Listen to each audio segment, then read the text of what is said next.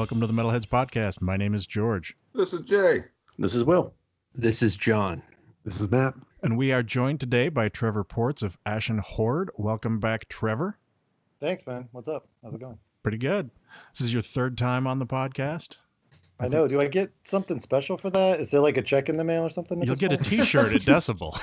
Oh, okay, sweet. No, it actually means you have to start pitching in on gas. If I get them ordered.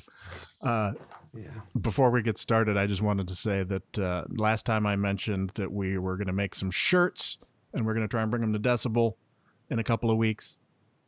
I've been having some difficulties with the printer. They've sent me 2 test shirts and both of them were wrong. Oh, shit. So I feel like I'm Trevor trying to get vinyl made or something. Dude, every fucking time.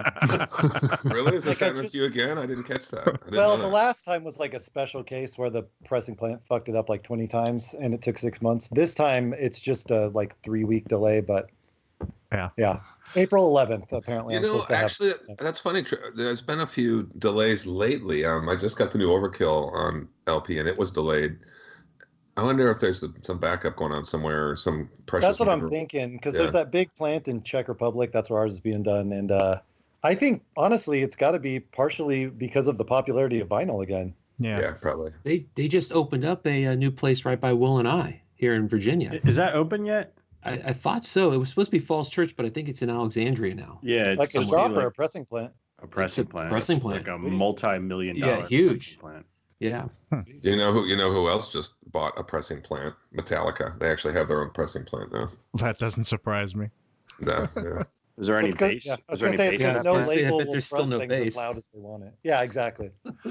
But anyway, I did get a couple people that said they wanted some shirts. And if anybody else is interested, please let me know. I'm still planning to do it. It just may take a little longer than the next couple of weeks. But this should post before then. So, yeah, you might be able to get an order in before we order if you want one. And there's going to be a really cool design on it, which you will see when I post this episode. We'll be posting the new artwork. So that's what will be on the shirt. All right, back to Trevor. So back to me. Today is March 22nd, and that is also the release date for your new album, Fallen Cathedrals, your third album. Oh. Congratulations on the release. Yeah. Thank you. It's fucking weird. I mean, for all the years I've been playing, I did not ever think I'd actually make it probably to a second album, let alone a third. So it's really surreal that a third album came out. Yeah. You seen any orders today? It has been actually really pretty shockingly great. That's awesome. I think the Angry Metal Guy review last night started the avalanche. It was awesome. Good, man. That was a pretty good review. I was going to bring this up later, but since you mentioned it, a couple things about that. I mean, first of all, it was a great review, but I was curious because they 4 out of 5. Yeah. Nice. They were commenting on the wonderful varied vocal styles of Stevie. And, I know. and they were talking about his great clean vocals, and I was like, that's not Stevie. Yeah, I was really happy. Well, yeah, I was happy that someone else pointed that out in the comments, because I was like, it just felt like a really dick move and weird for me to do it. Yeah. Yeah. You can't. So I was like, someone said it, and I was like, okay, whew, now we're good. Yeah, but if you did it though, I would have said, look, it's cool if you bump us up to a 4.5. I'll let it slide. Right. You can leave it in there. Right? Yeah, exactly. Honestly, my response to the guy was like, if you had said they were terrible and you hated them and thought it ruined the album, I would have been like, oh yeah, that was all Stevie. Yeah, totally. So Trevor, did you read all those comments? I read a bunch of them. Today I spent some time reading them, and there was one guy that just tore into the record and hated it and hated the review. And then I kind of stopped after that. Professional. I'll tell you right now, 12-year-old kid. Always end on a high note, man. Yeah, Well, you know what was kind of funny? Like, everyone's got their opinions. I mean, I'm going to be the controversial guy here and say, you guys all raved about the Sludge record. I bought it based on that. That was the and next. I was like, eh. And they compared you to that too. And they compared me to that. I know. It wasn't like I thought it was terrible, but I was kind of like, so I get it. But the thing that made me laugh about it is, and this has actually been common among a lot of the critics, is he didn't feel that it lived up to the description. He didn't think it was progressive enough. He didn't think it was black metal enough. Didn't think it was dissonant enough. And I'm like, well, Did he that's kind of the listen to point. Yeah. And I'm like, it's not one thing. So in a way, it's kind of like, well, if you don't dig it, those are justifiable reasons because clearly you're not looking for what we're doing.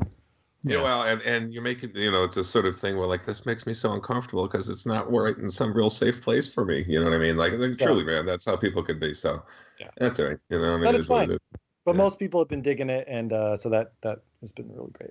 So I would guess he's maybe unhappy somewhere in his life. Yeah, that's really what it comes down to. Comment section.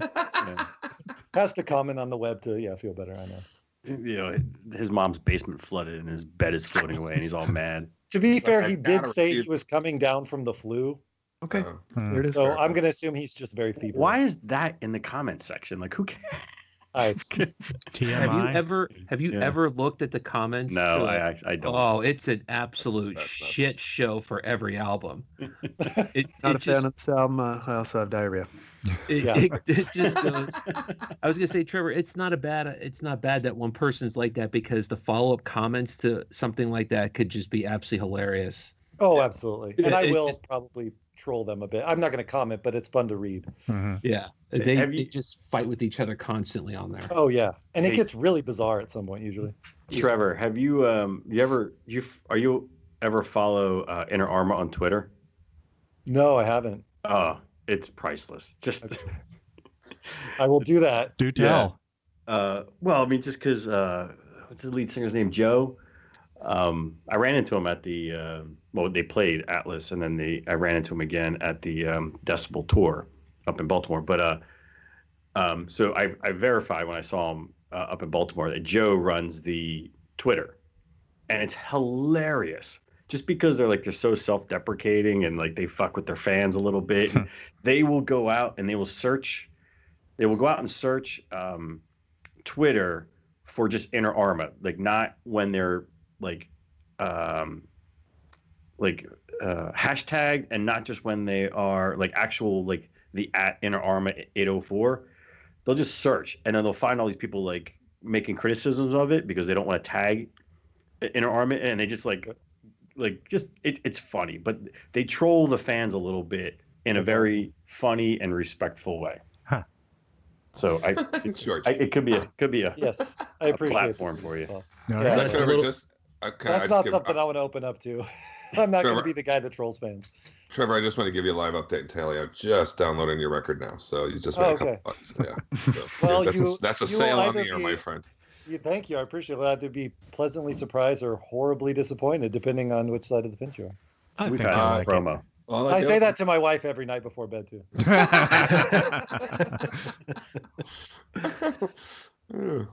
This could be a big night for you. Hey, one thing before we get too far. Trevor, explain the band, the genre of the band, and all that stuff. So it's funny you say that because that has been like a big topic too, is the genre. I was doing another interview the other day, and the guy asked if not really having a specific genre has hurt the band. And I think it actually has, because on the one hand, it's really hard to tell people what it is. So if like when you're tagging things on Bandcamp, people are looking for black metal or death metal, and it's really not those things.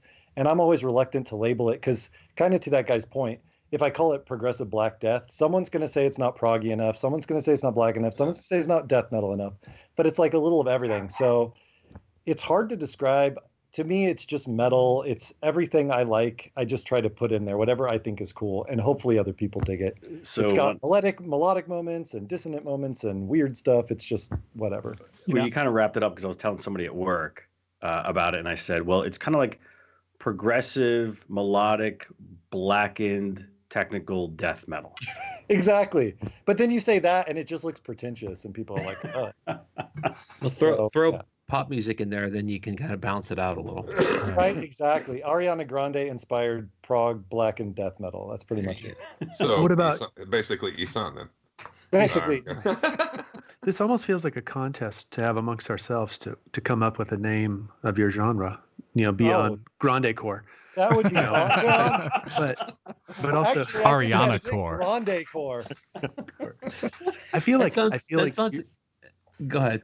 No, I was gonna say I feel like your genre would be a word that has nothing to do with metal, and maybe not core at the end of it, or maybe Yeah, something different. But everything always ends in core. yeah, But yeah, you've got like crust punk. What's Yeah, you need exactly. something nonsensical like that. grind, I know. sinus. Sinus. It's not. I wouldn't use that one, but that would be. Anyways, I know. Yeah, if you can come up we'll with think something, amongst I'm all ourselves. about it. I noticed Yeah, on Bandcamp the other day. I've been on a sort of a grindcore kick lately, and I can't believe I'm actually into something with a core on it. But That's the only acceptable core in my That's mind. the only Yeah. one. Yeah. That in the Marine Corps. And hardcore. right? and the Oh, Marine thank you. Corps, yeah, of course. And I was doing a search on that using Bandcamp's little keywords, and some of the stuff that was coming back was like doom metal, Right. and I'm like. So basically what's happening is these assholes are just throwing every genre tag on there so that they'll show up in all the searches, and that kind of defeats the purpose. It's I hadn't like thought about that, but I totally see why. Yep. it's the Craigslist thing when you go looking for a guitar on Craigslist and you go Gibson Les Paul and it's down in the footer and what they're selling is some fucking Dean thing or something. They do that a lot. Or they want to trade whatever they have for a Gibson For Les that, Paul. So for the people that are listening and don't know, this is, like I believe I already said, but the third album from the band. This is the first full-length release with Stevie on vocals. What else is new this time around? Or different? Yeah, well, the songs are completely different from the last two albums. There are no repeats, so that's new. So you got that going for you. Yeah, I was like, Are there this time any I'm going to part go in twos? and write 8 new songs. So it's the first record with clean vocals too, Yep. which was I was a little on the fence about. I think I even talked to at least you about it, Georgia. I was like debating, can I do it or is it going to kill everything the band has gained, which is not that much. I think it was a real I improvement. think it worked. People seem to dig it. Yeah. For me, it's kind of like when Cattle Decapitation added their semi-clean vocals. I was like, that took it to a whole new level, dude. that's like, yeah, I was like, they were cool before, but that just that fucking made them. And I feel the same way about you with this. Cool. Wow. Thank you. I really appreciate it. Yeah. It's like, cause I'm into so many things again, as I've made pretty clear, but, I just think it adds, another layer. I love things like Bork Nagar and Isan stuff and all. I love the mix. I just think it really adds another level of depth. And, so I gave it a shot. And no less heavy, dude. I mean, like especially with all the references just shared. Yeah. And that was I think something it's it might be more acceptable now. Maybe we're getting past that thing where people go running in the other direction when you introduce this. I don't know. I mean, am I wrong about that? Does it seem like it's a little more on the table now? What is? To introduce the clean vocals after a while. Yeah. Well, I mean, there's always has been for a while. For Yeah, some but I of mean, us. but But I there's mean the that true people know, cult but people that are like, no. That's what I'm talking about. Yeah. Yeah. Well, Those are the dudes still working at a 7-Eleven that are the ones that are the most vicious about that, so. Oh yeah. Well, they hate the fact that it doesn't sound like I recorded it in my basement on a old Tascam 4-track I too. mean, So and a tin can and Metallica Satan's anus. Yeah, Right, Metallica exactly. started clean vocals when the Black Album. So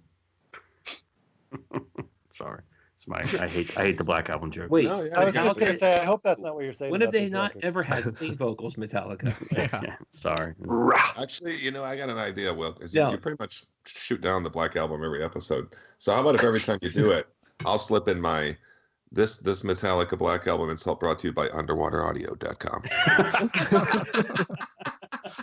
No, I think maybe we just need a segment for every episode where Will has something different and new, or even just the same thing every time to say about the Black Album. And now from Will, a comment on the Black Album. It still So sucks. what is your hatred of it? Is it the songs? I mean, the production on that album is stellar. Is it just that it's too, Because it sucks. I don't That's know, why. mainstream? I The like songs it. suck. And the liner notes are shit. Okay. They stole their album cover from Spinal Tap. That kind of pissed me off. Cool Black Album.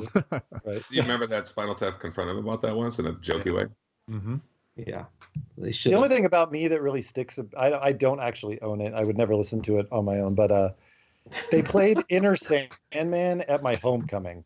And that was when I knew it was no longer okay to like Metallica. Yeah.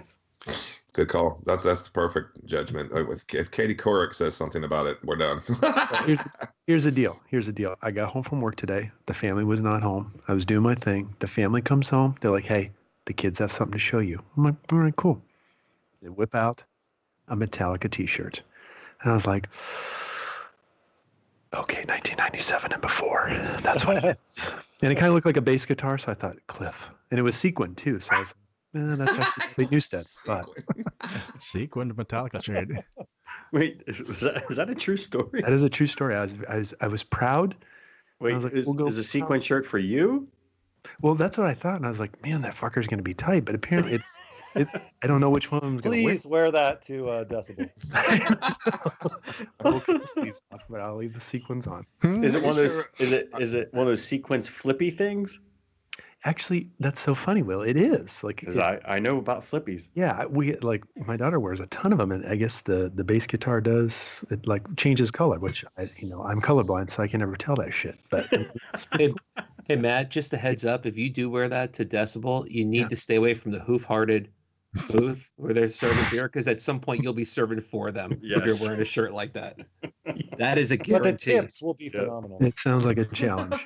Is Hoofhearted going to be there this time? I think They so. were at LA. I think so, yeah. What is Hoof-Hearted? I'm sorry to play dumb. I don't know. It's a One of the brewery, breweries. and a play on Hoofhearted. Oh, I get it. But it's Hoof-hearted. spelled, it's hoof-hearted, Yeah, and they are Very genuine. what you Sorry. see is real. Yeah, Just leave it at that. If they're there, you'll know what we're talking about once you see them. Everything about the brewery, like the iconography and the names of the beers and the labels, it's all about sort of like the 80s. Yeah, So there's a lot of I had wrestling, video games, like David Lee Roth. David Lee Roth. Oh, Yeah. yeah, I'm Go ahead. looking at their site now. Okay, all right. Yeah, they had some David Lee Roth thing at Decibel West. Actually, I had the stuff I had from them. I like, by the way. Oh, their beer's good. Yeah. Yeah. Trevor, did you go to Decibel West? It's right there. No, I did not. I know. I don't actually remember why now, because I might have been out of town. There's some actual good reason I didn't go. Okay. I think you were out of town because I remember I reached out to Eddie the Oh, Rock because and you Roll were Bear here, guy. right? Yeah, but I did I looked at your Facebook page and I do think you were posting from somewhere else. Yep, that sounds very reasonable for me. So I was going to look up our LA crew. Sorry, go ahead, George. So you have a label this time around as well, and a PR person. I know. It's been nice. It's been nice not having to do that piece of it. The label's been good. Rock Shots, they're out of Italy. But yeah, just having someone that actually like pushed the record out there and do all that was fantastic. I was happy to find out I had a promo. I didn't see the email, but it was in there. I get like a billion emails a day from PR companies, and so sometimes things slip through. But I was in the Holics account looking at something else, and I was like, wait, what's that? Ashen Horde. Shit, got to download that. Oh. And I went back and checked, and I did have an email. I just didn't see it. Okay, well, I was going to say, I'm glad you actually got one. That's good. Yeah. But yeah, no, it's been great. That's just a level of stress I didn't have to worry about this time, which was fantastic. Yeah. John Asher's pretty cool. Hmm? So how long did you work on this album? Wow, for a long time. It was a way more drawn out process than I intended it to be. So I think, let's see, so Nine Plagues came out in the end of 2015, and I started writing Fallen Cathedrals shortly thereafter. I'd finished the bulk of it probably by mid to end of 2016. And then I, had all the problems with my vocals. Took a while to get Stevie on board, and then Stevie was super busy because he's in like a million bands and they're always touring. And Is he by you? Is he in LA? Sorry. Nah, he lives in Denver. He's in Denver. Okay. Yeah. How did you get hooked up with him? He used to sing for Veil of Noth, who I have some mutual friends that were in that band. So And they have a new album, but not with him. yeah, correct. Yeah, I forget whose vocals on that now, but yeah, they have a new one coming out soon, right? I Yeah, think. like imminent. Yeah. But he's got like Yeah, go ahead. he's also got in Fairy, and then just this month also Equipoise. Yes, and that record has just been like doing insanely well, which I'm sure has helped Ashen Horde a little bit because of the name recognition. So That's some serious good for them. tech. It is tech beyond all tech. Yeah. Yeah. That's kind of give up playing guitar tech for me. So I will never be No, that that's cool. I'll just stand in the back, bro. Yeah, I know those exactly. guys. I just like revert back to like 3-chord punk when I try to think about playing like that. So yeah. So it took a long time to just sync up our schedules. Then once I got it done, it took me forever to mix it because I was really, I don't know, perfectionist and picky about my mix. And then the label came along and then added another like 6 months because they had to get it on their schedule and then get it out. So, which brings us up to now, like 3.5 years later. And you did all the instrumentation? Indeed, I did. A Renaissance man. Yeah, I know. It's fun. I like that, but I'm also think I'm kind of done doing that. I really am hoping to blow it out to a full band for the next record. Nice. So you can tour? Not so much for that because I'm... No, that was just me encouraging you to go tour. I know. I would someday. So this is a little side note, but there's another band I'm just finished a record with live humans, and they're really keen to do some shows, so that may happen. We haven't actually like announced it yet. The record's being wrapped up, but so maybe it will happen. Maybe I'll actually get out. Well, what's the name of the band? Dead Humans or Dead Humans? No, yeah, it should be though. That's a fantastic name. The band is called Abhorria, and it's kind of like apparently, as I said it, I realized I have whore in both band names. Well, at least it's totally not intentional. At least it's not quite so. I'm trying to think of a way to not say your previous band names. Oh God! Well, at least you can say it in public and not cringe. Yeah. So I like that about it. And anyway, so Abhorria finished this record. It's more like kind of 90s black metal, much more straightforward stylistically than Ashen Horde, but still very fast and brutal. Cool. So I'm guessing that given that you have had these songs kicking around for a couple of years, that maybe there's more songs that you've been working on. Oh my God, so many. So the next record, it's all written, music's done. Working on lyrics now. We've also got at least, 6 or 7 other non-album songs that are in various stages of completion.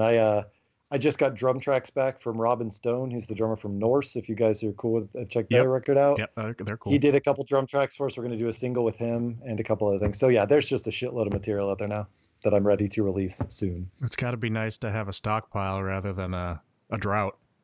Yeah, well, that's kind of the thing. I feel like as long as I'm inspired, I got to just keep going because if that runs out, that's the end. Yeah, but then you could just lie and you just release it for the rest of your life, like Hendrix. He's been dead. He's had more records since he died. Yeah. Right. And you just be like, yeah, I just wrote this now. Exactly. which nobody would buy about Hendrix, mind you, but you get. Well, to be fair, yeah, I don't think he's claiming like this is my new song. Hey man, you can get pretty far with a Ouija board and a microphone. You know what I'm saying? Or Jay, you could say you're going to release an album and tell your fans that every single year. And then not do it, yeah. And not do it. They're doing it this year. They're doing it. Are you talking about Cat and Talk Society or Tool? Both. No, a reasonable question. Though I will say this: that Trevor made me feel better when he reminded me that his last one came out in 2015 because that's when ours came out. Yep. So I think our spread's going to be pretty similar. You still got a decade to go, Jay, before you even compete. I'm not even going to listen to the Tool record. I gave up on them. I don't even care if it's good. Long time ago. Well, I feel like if you can't do it this year, pull a Chinese Democracy and just wait for another 15 or something. Yeah. So, based on what you said, I'm guessing you don't have any plans to try to assemble some people to play some live shows, even locally? I would be open to it if the opportunity presented itself. If something cool came up, I would probably consider it. You know, Trevor, I know a dude in DC. I was going to go there. Yeah. that might be able to help you out. If you say you come on a trip. Yeah. You guys come out. Hey, let's go see DC for a couple days. You go to New York a lot, it sounds like. Yes, I go out quite a couple times a year. So if we can arrange something, I could pull it together. There might be beer involved. The problem is I don't want to speak for him. All the songs. I'll let him talk to you, but okay. Right. Pretty straightforward deal. We give you all the money. We give you free beer. We feed you. You play. It sounds like a pretty killer deal to me. So let's see what we can do. People are kind of shocked when we tell them that. Let me plant the seed with a couple of people. I know Stevie's going to be on tour for like a couple months, starting in May, I think, but maybe in the fall. Let's see what we can do. That would be awesome. Can I also say it's been in the 30s in Minneapolis consistently? It's not that cold anymore. I've got some I food need a here. guarantee of about 75 to Jeez. leave California at this point. We're underwater here. The snow melts. I have a couch and there's a guest bedroom in my basement. I And can make Flippy. you guys some tacos. And an extra small. Oh, Tacos. Tacos may be enough to get me there. Well, actually, that's what we give Well, you yeah. at Atlas is tacos. Tacos. Yeah. So this is what like metal has become. You are paid in tacos, Mm-hmm. and that's it. There's no actual money in American it. There's Right. worse deals out there. There are delicious tacos. Yeah, Isn't it I'm crazy? not seeing the downside. 25 years ago, that would be stoners. Dude, I'll Right. take a taco. Now it's metalheads. I think that's actually how like stoner rock became a thing. So yeah, no, maybe we can make it happen. That'd be cool. Awesome. You got a place to play anytime you want. Awesome. So now that the album's out, I mean, do you have any other plans? I mean, what's going to happen next? You've got all these. You don't have any shows planned. You got all this stockpile. What's going on now? Yeah, I know that's always the next. Or do you just wait and thing. like It's like- promote for the rest of the year?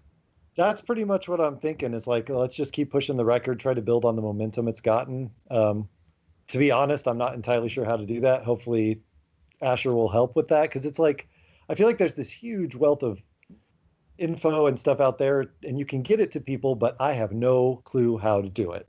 And you know, you every should now come and then on a a band podcast. just managed to break through it. I should go on a podcast. Let me know if you know of any. Yeah, I might know one. You should play live at a brewery. I'll Yeah, let you know if I know Well, any. clearly that's the thing. doesn't Asher work with those Wagen Battle of the Bands things?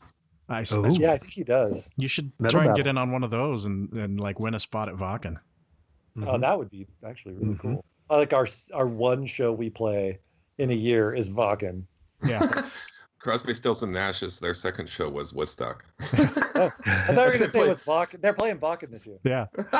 Hey, it wouldn't surprise me. You know, It'd they're be pretty awesome. varied. Wait, Vakken or We'll jam with them. Bonnaroo? We'll do sailing ships. It'll be great. Hey Jay, is that true?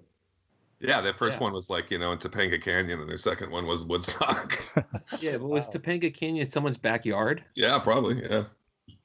But I get the promos from Asher for all of these things, and the bands that are like playing those, I'm like, they're nothing special. I So mean, I'm perfect for it. well, no, what I mean is, I think Well, you could take I mean- them.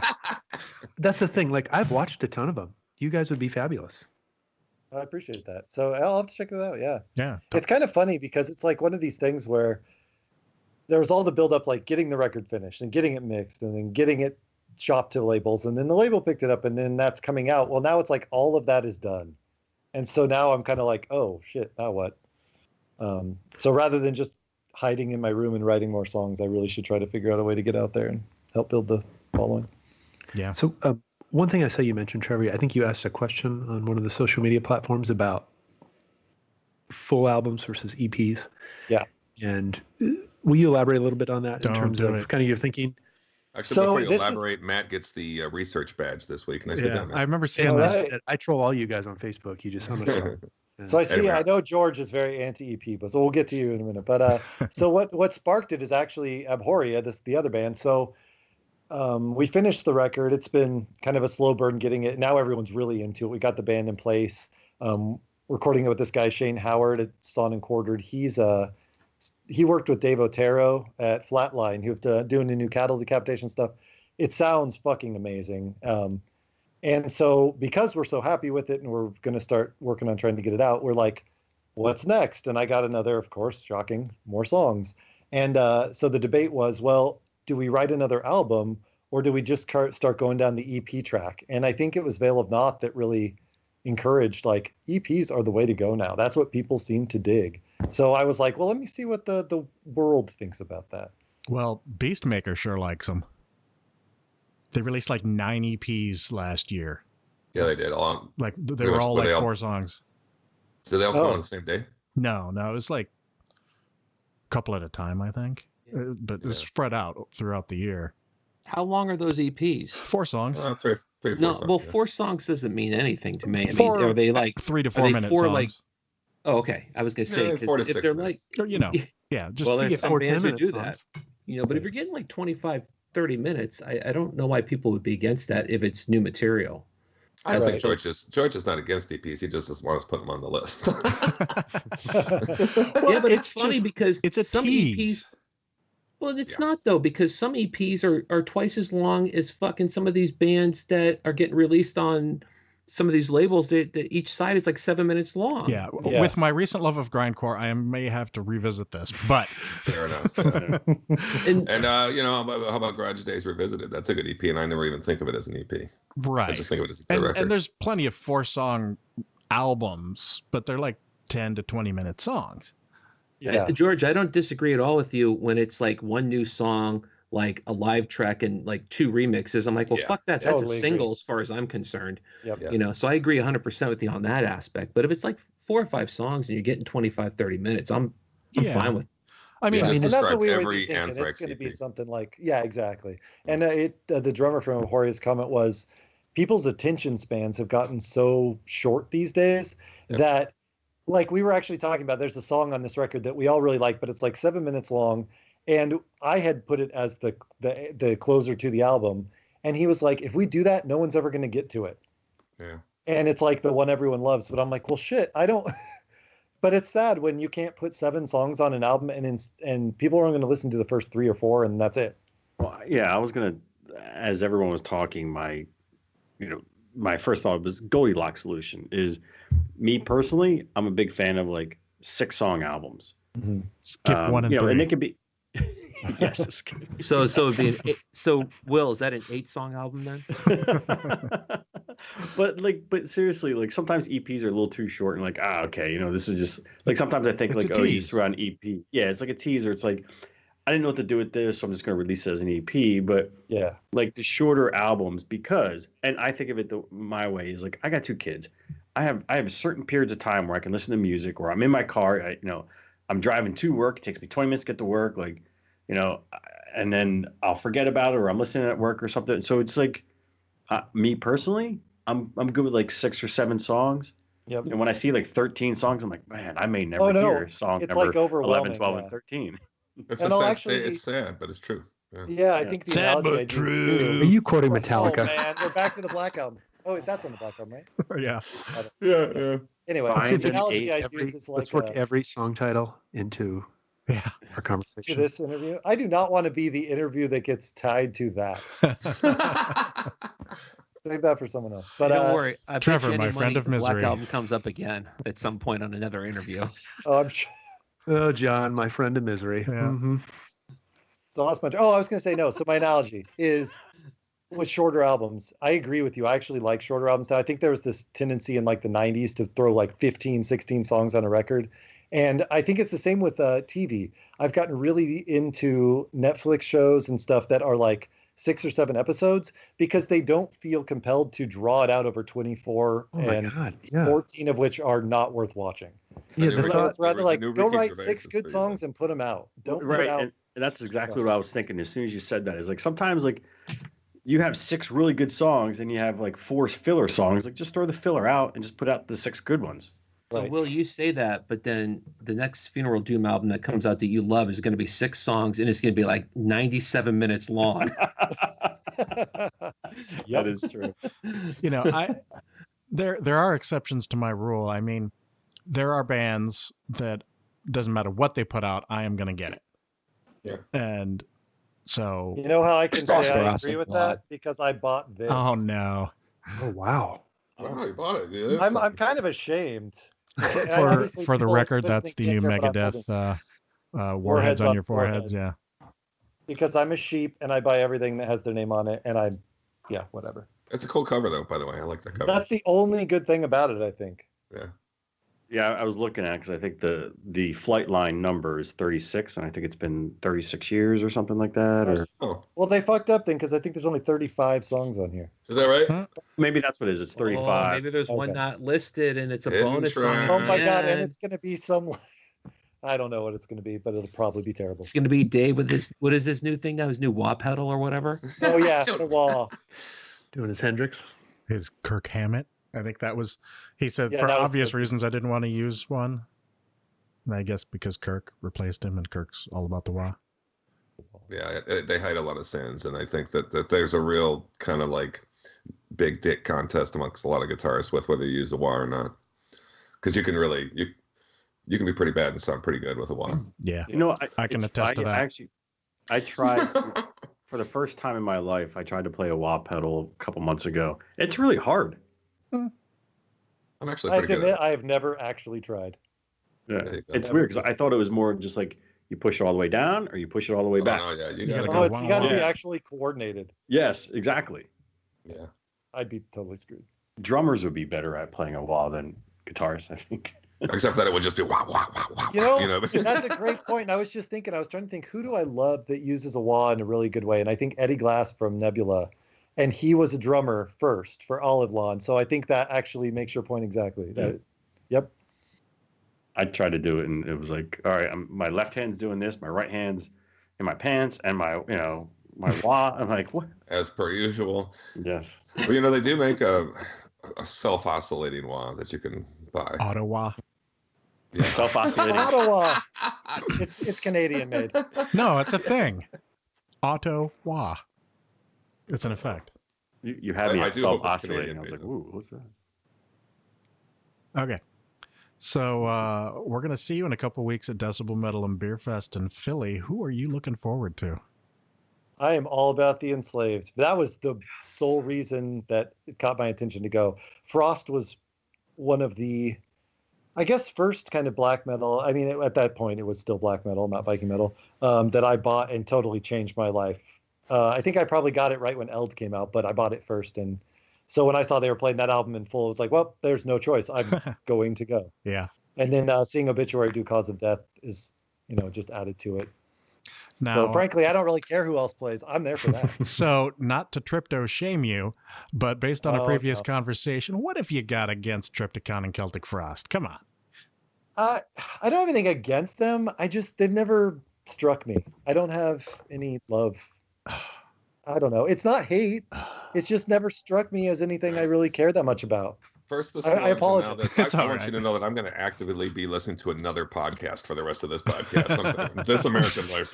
But you can keep going. I can make enemies left and right if we want to talk about bands I don't like. Well, I assume I'm you're going to be really- at least checking out Deaf Heaven. I'll be checking them out, but I'm not going to be, I don't know. I'm trying to be open-minded about the Deaf Heaven thing. I just don't fucking get it still. Yeah. Yeah. It's No. a drop. To me, and this is like no diss on their skill or whatever, their talent. Oh, sure. To me, what they've done is take something that was relatively offensive to the population, the general population, and made it acceptable. And whether that's good or bad, I don't know. But it doesn't do anything for me. That's Yeah. kind of weird. That kind of reminds me of the Black Album. Oh my God. It is the Black Album. Everything is the that's a Black good Album. So sad and so true. Right? It's like to me, it's like the Olive Garden of authentic Italian food. It's all the Deaf And Heaven It's you know can what? fine. listen It's to. fine. You go there and you're like, Yeah. oh, that was okay. Yeah. But your mom will also enjoy it. So I have a question that I've decided that I'm starting to ask every episode, and that is, what song or artist has made a major impact on your life and why? Oh man. Well, okay. I can say the most influential artist in my life, period, is a guy named Ginger. He's the founder of the band The Wild Hearts. He's Oh, done yeah. a bunch of solo stuff. He's done everything from straight up bubblegum pop with Hey Hello to the Mutation records that featured Shane Embury. That's like noisy stuff. He's worked with Devin Townsend. Everything he writes is gold to me. And when I first heard the Earth versus the Wild Hearts record back in '93, that was the most life-changing album I've ever purchased. And honestly, though stylistically, Ashen Horde has nothing to do with it.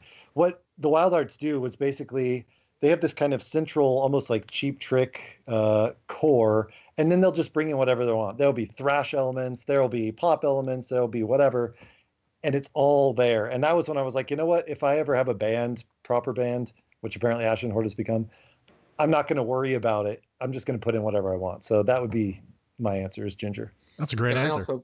I'd like to offer up too that Cheap Trick was that kind of band. Cheap Yeah, Trick absolutely. did some fucking heavy stuff, dude, and a lot of weird stuff. And yeah, they were more experimental than people, I think, know. Yep, absolutely. If all you know are the couple of hits, Yeah. No, some of those lesser loved records like Standing on the Edge are just super fucking cool. And Robin Zander is just such an amazing singer, man. Yep. Oh, absolutely. Nice. Does anybody else have any questions before I turn him over to Will? Oh man. No, I like the sound of that. Make it happen. Lightning round. So, Trevor, did you listen to the Infera Brew episode where we gave the lightning round to Chris? It was to both of them, actually. Both of them. No, that's shit. right. I'm sorry I didn't. So All right. apologies for that. So, lightning round. I'm going to ask you questions. You have to answer them very quickly. Fuck. All right. Okay. Are you ready? I guess I am. All right. And they may be stupid and ridiculous, FYI. That's all right. That's You- my answers will be too.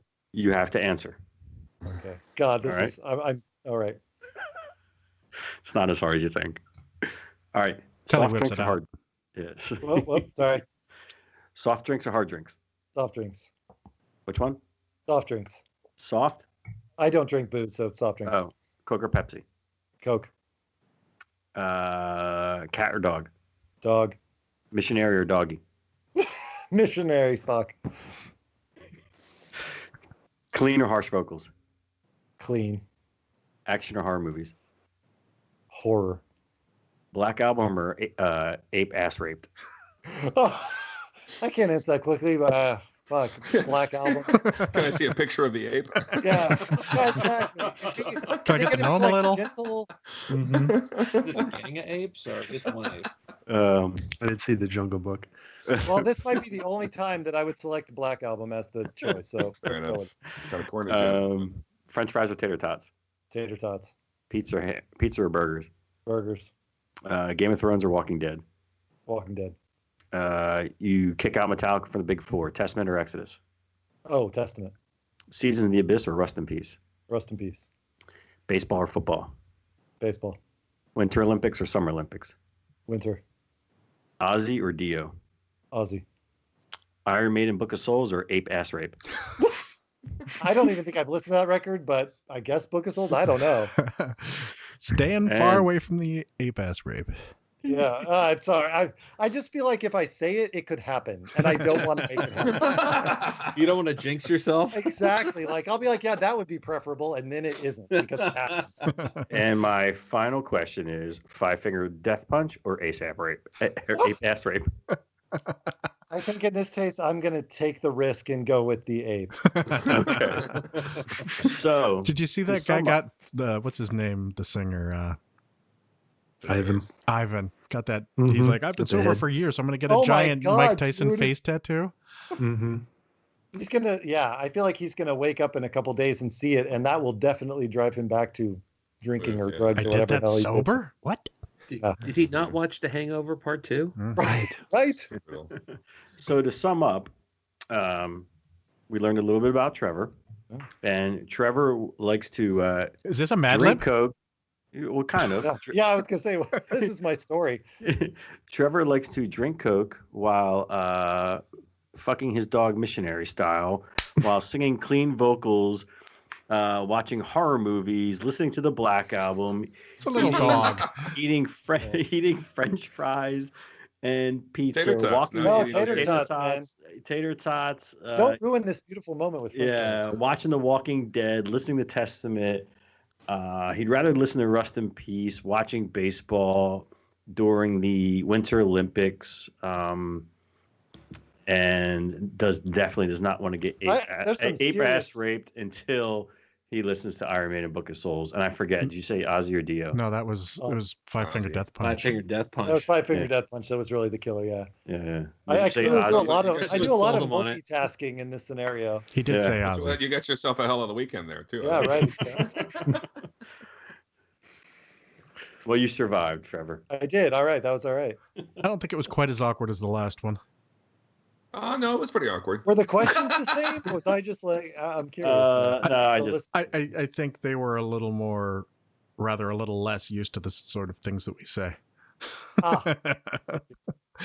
But yeah. All right. Well, any other questions before we get into the episode? Anyone? Like this candle. All right. Well, please go to Bandcamp or anywhere else. I assume it's on iTunes as well. I haven't looked. It's iTunes, Spotify, Amazon. It's everywhere. Yep. So go pick up Fallen Cathedrals. And better yet, order the CD or the vinyl. Yes. I For did, those of you Hi that do to that, us then. if you say hi to us at Decibel, you'll probably have a chance to say hi to Trevor at Decibel, because I'm sure we'll all be in a pretty close vicinity from time to time. I'm straight. I'm going to be clinging to you guys. Yeah. He's the skin. If you don't know which one's Trevor, just look for the skinny, handsome one. The most handsome one, yeah. Yeah. That's right. Yes. How tall are you? About 6'3". Wow. Yeah. See, I see your pictures online, and I'm like, I bet he's tall. I'm glad I have an air of tallness. And he's got really big hands. Right, Tracks of land. Big, Huge tracts of land. Yeah. land. So yeah. All right. You'll stand It'll be out. a middle weekend. We'll be able to find you. It'll be good. And I'll be with Jordan from, I don't know if you guys have checked out Weaponizer. You know, Well, he's I just looked them up today and intend to go and listen. It's cool. It's like real old school, like, I don't know. I'm trying to think of what I'd compare it to, but it's kind of thrashy, blackened Motorhead influence metal. Nice. That sounds good. Okay. So let's get into the episode now. Let's do the news.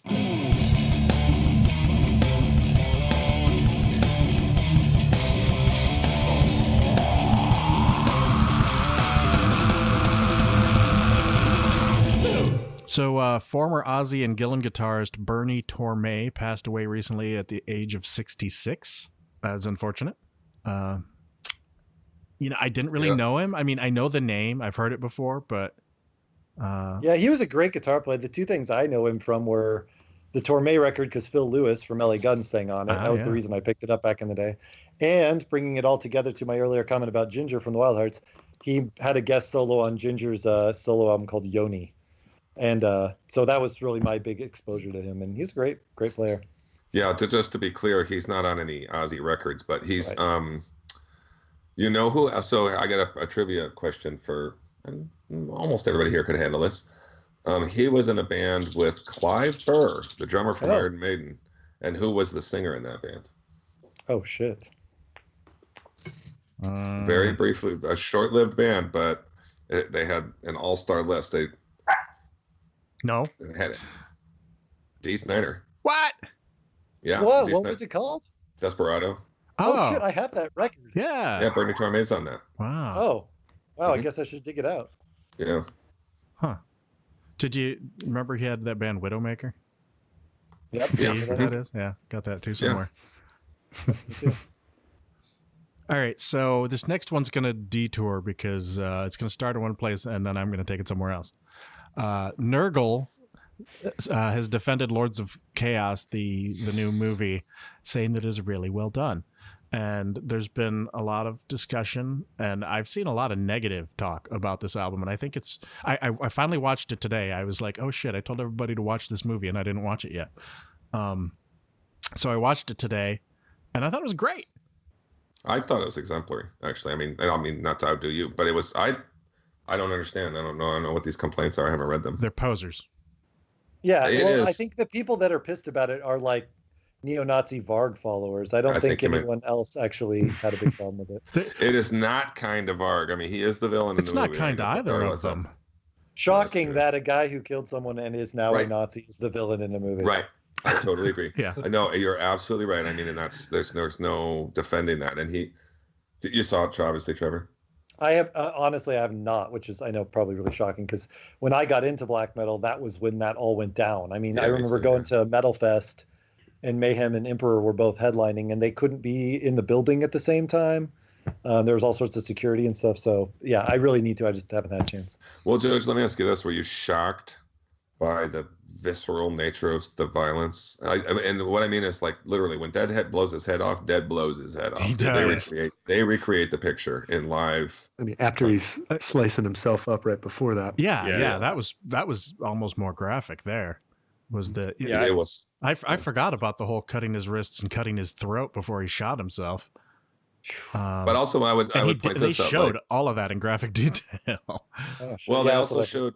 if you go and I'm sure we've all read the book and so on and so forth, but the two murders in the film, which are the gay guy in Bergen, I think, or no, maybe it's not Bergen. In any case, maybe it was Oslo. No, and it was then Lillehammer. also okay, so and then Euronymous. I'm pretty sure that they made sure to get exactly the amount of stabs that are in those reports, and which, by the way, the count is high in each one of those It was stabs like in that 30 movie. something, I think. Is so real and so I could feel them, man. Yeah. It was rough. I felt that, I honestly don't know what people have to complain about other than possibly the fact that it makes, true Norwegian black metal look kind of posery because, the one guy was truly kind of a poser, Euronymous. I mean, he was a wannabe, he didn't really believe any of this stuff. He was just trying to be, wild and crazy. Scary. And yeah. then the other You guy, know what I think is kind of funny? Oh, sorry, go ahead. and then the other guy, Varg, was just, he was also a wannabe at the beginning, but he was just batshit crazy. Right. And he was militant, but he didn't even understand his own, theology, if you will. Yeah, he was losing himself up his own ass at the end. Yeah. So, But you were saying, Trevor. Yeah.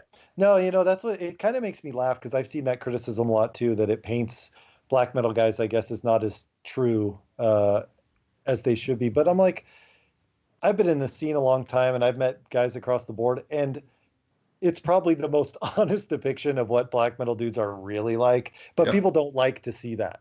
Yeah. It's like, in that period in the 90s, and I remember too, it was almost like Kiss, right? You pictured them in like living in a different realm. They lived in fucking dungeons and they ate raw meat and they did all this. And they lived at their parents' houses just like everyone else. I would probably say Heavy Trip is more realistic than what people had in their heads. You know what?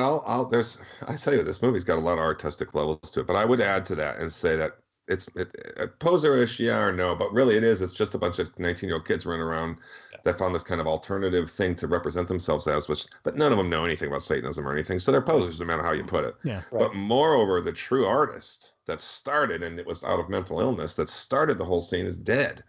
Dead was the real thing, dude. Yeah. Right. And I mean, it'd be a Satanist or not or whatever. I just mean that guy had serious mental issues and he was obsessed with death, and the rest of those guys rode that out. He was sort of like, the dude. There was that guy that was in the Beatles Paul early Best. on, and not is that the drummer? Yeah, he was the guy who got there was another dude. There was a guy they all looked up to, and he was like their Dylan figure, but he couldn't really play an instrument. Huh. And anyway, that was Dead. And so really it's this whole scene that's spiraling out of this kind of deep guy in a weird sort of way for all of his fucked upness. And then, and I do think that there's it looks below the surface. There's a very real human lives in this movie, and they don't come off as posery to me. Yeah. That's not how I bought it. It was different than that somehow. I don't know what people have to complain about, because I felt that the accuracy of this movie was very good. It was very true to the book. Yeah. The book. Did he have a girlfriend though? Yeah. Isn't that? But I thought that was one of the big complaints. I thought Varg was saying something that he had no girlfriend at that time. I don't know. I'll say this: if that's true, they made a point never to have Varg and the girlfriend in the same place at the same time. So it might be implying that he had a girlfriend Varg didn't know about. Wait, I don't remember Varg having a girlfriend in the movie. No, Euronymous. Oh, Euronymous. Yeah. I mean, the Lords of Chaos book itself is probably apocryphal. And sure. So, absolutely. But the movie, if you're comparing the book to the movie is very much like the book. And there was so many little details that somebody that's just watching it and doesn't know anything about black metal wouldn't pick up on. Like the room where Dead killed himself was spot on reconstructed. I mean, down to the wood panel on the wall, the color of the sheets. Because I pulled up the Dawn of the Blackhearts album cover, which is of course Dead with his head blown off, and compared it side by side with the movie, and I was like, wow, even the sheets are the same color. And the whole thing about him burying his clothes out in the yard to make them dirty, and breathing in the stench of death with the dead bird in the bag before going on stage. I remember that so vividly, from back in the day. All that but stuff. Also I think it just seems so artistic to me though too. Like one thing here's one of the really clever things they did in the movie, which was when he discovers Dead, he goes out and he gets the camera, he takes the pictures and everything, and then he kind of keeps revisiting that thing in his mind, and the only time the final time when he lets go at the end of the movie is when you discover that the last thing that happened when he was standing there in front of his dad was he started crying. Yeah. You know what I mean? Like this movie was paced really well, man, and they did a lot of artful things like that. And then of course, when they were driving to kill Euronymous, on comes Host of Seraphim by Dead Can Dance, which is like this song that always shows up at the weirdest place in movies, dude. And it's this eerie song. I have to say, I think that our filmmaker was very artistically minded, and wasn't it the Bathory guy? I'll be watching it again.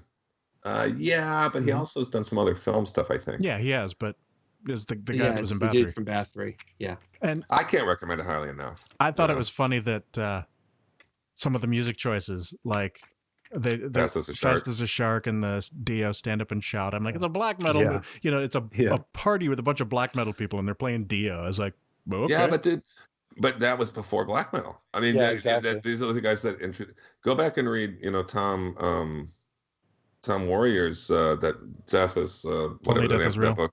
Only Death is Real. And back then you found yourself a Motorhead record, you got a UFO record, and then you got a Venom record all of a sudden. But you still had to listen to UFO. You only had one Venom record. You know what I mean?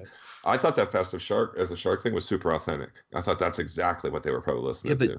But George, I mean, you ask any of these Norwegian or Swedish bands, they all like live at the altar of Dio and that kind of late period Deep Purple. Yeah.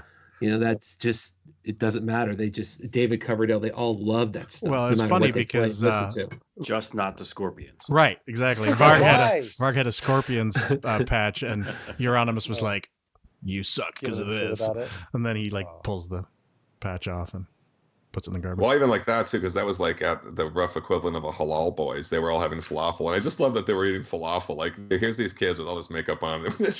They stop off for a falafel after the show.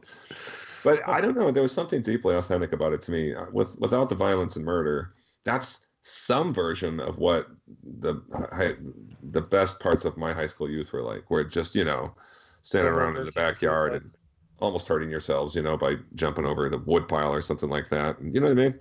Yep. And obviously we stopped short of burning churches, but I don't know. I thought it was something special, actually, quite honestly. And I thought the Euronymous guy who played him was great. So my few 2 cents, and I don't know, you guys may have already said everything I'm about to say, but my kids were coming in to say goodnight. But my first impression so I bought it almost right away. Like, I actually bought it. I didn't rent it. I bought it. I think the day it was available on Amazon Prime or whatever. Yeah, I bought it. And and then after watching the whole thing, and everyone knows I'm not the biggest black metal fan, so a lot of this stuff is like new to me. But you're growing. A grower, not a shower. So my takeaway from the movie is, if I had to explain to somebody, I'd probably explain it to you guys. It's a teenage angst, softcore, porn, slasher movie set to black metal, and but with a heart. Yeah. But generally, it is a teenage angst movie. There is a lot of sex in it, and it is definitely almost like a slasher horror movie in some aspects. I loved all the movie clips that they were playing of people just getting destroyed. Yeah. I don't think they showed a movie I haven't seen. Nice. But go ahead. I liked it a lot. And the thing is, I'm not steeped into like the black metal history and everything like that, but I thought it was a well done movie. I liked it a lot. I learned a lot. Mm-hmm. I actually kind of want to go back and read the book, just to see what it was about. And I have the Decibel black metal book, and now I'm more interested in reading that black metal book because there's more than just this in there. There's like a bunch of South American stuff and Well, which one are you talking about? The Lords of you mean the book? Yeah. Yeah, the Decibel black metal book. Well, that one's good too. The what's his name? But the Lords of Chaos is really almost like a journalistic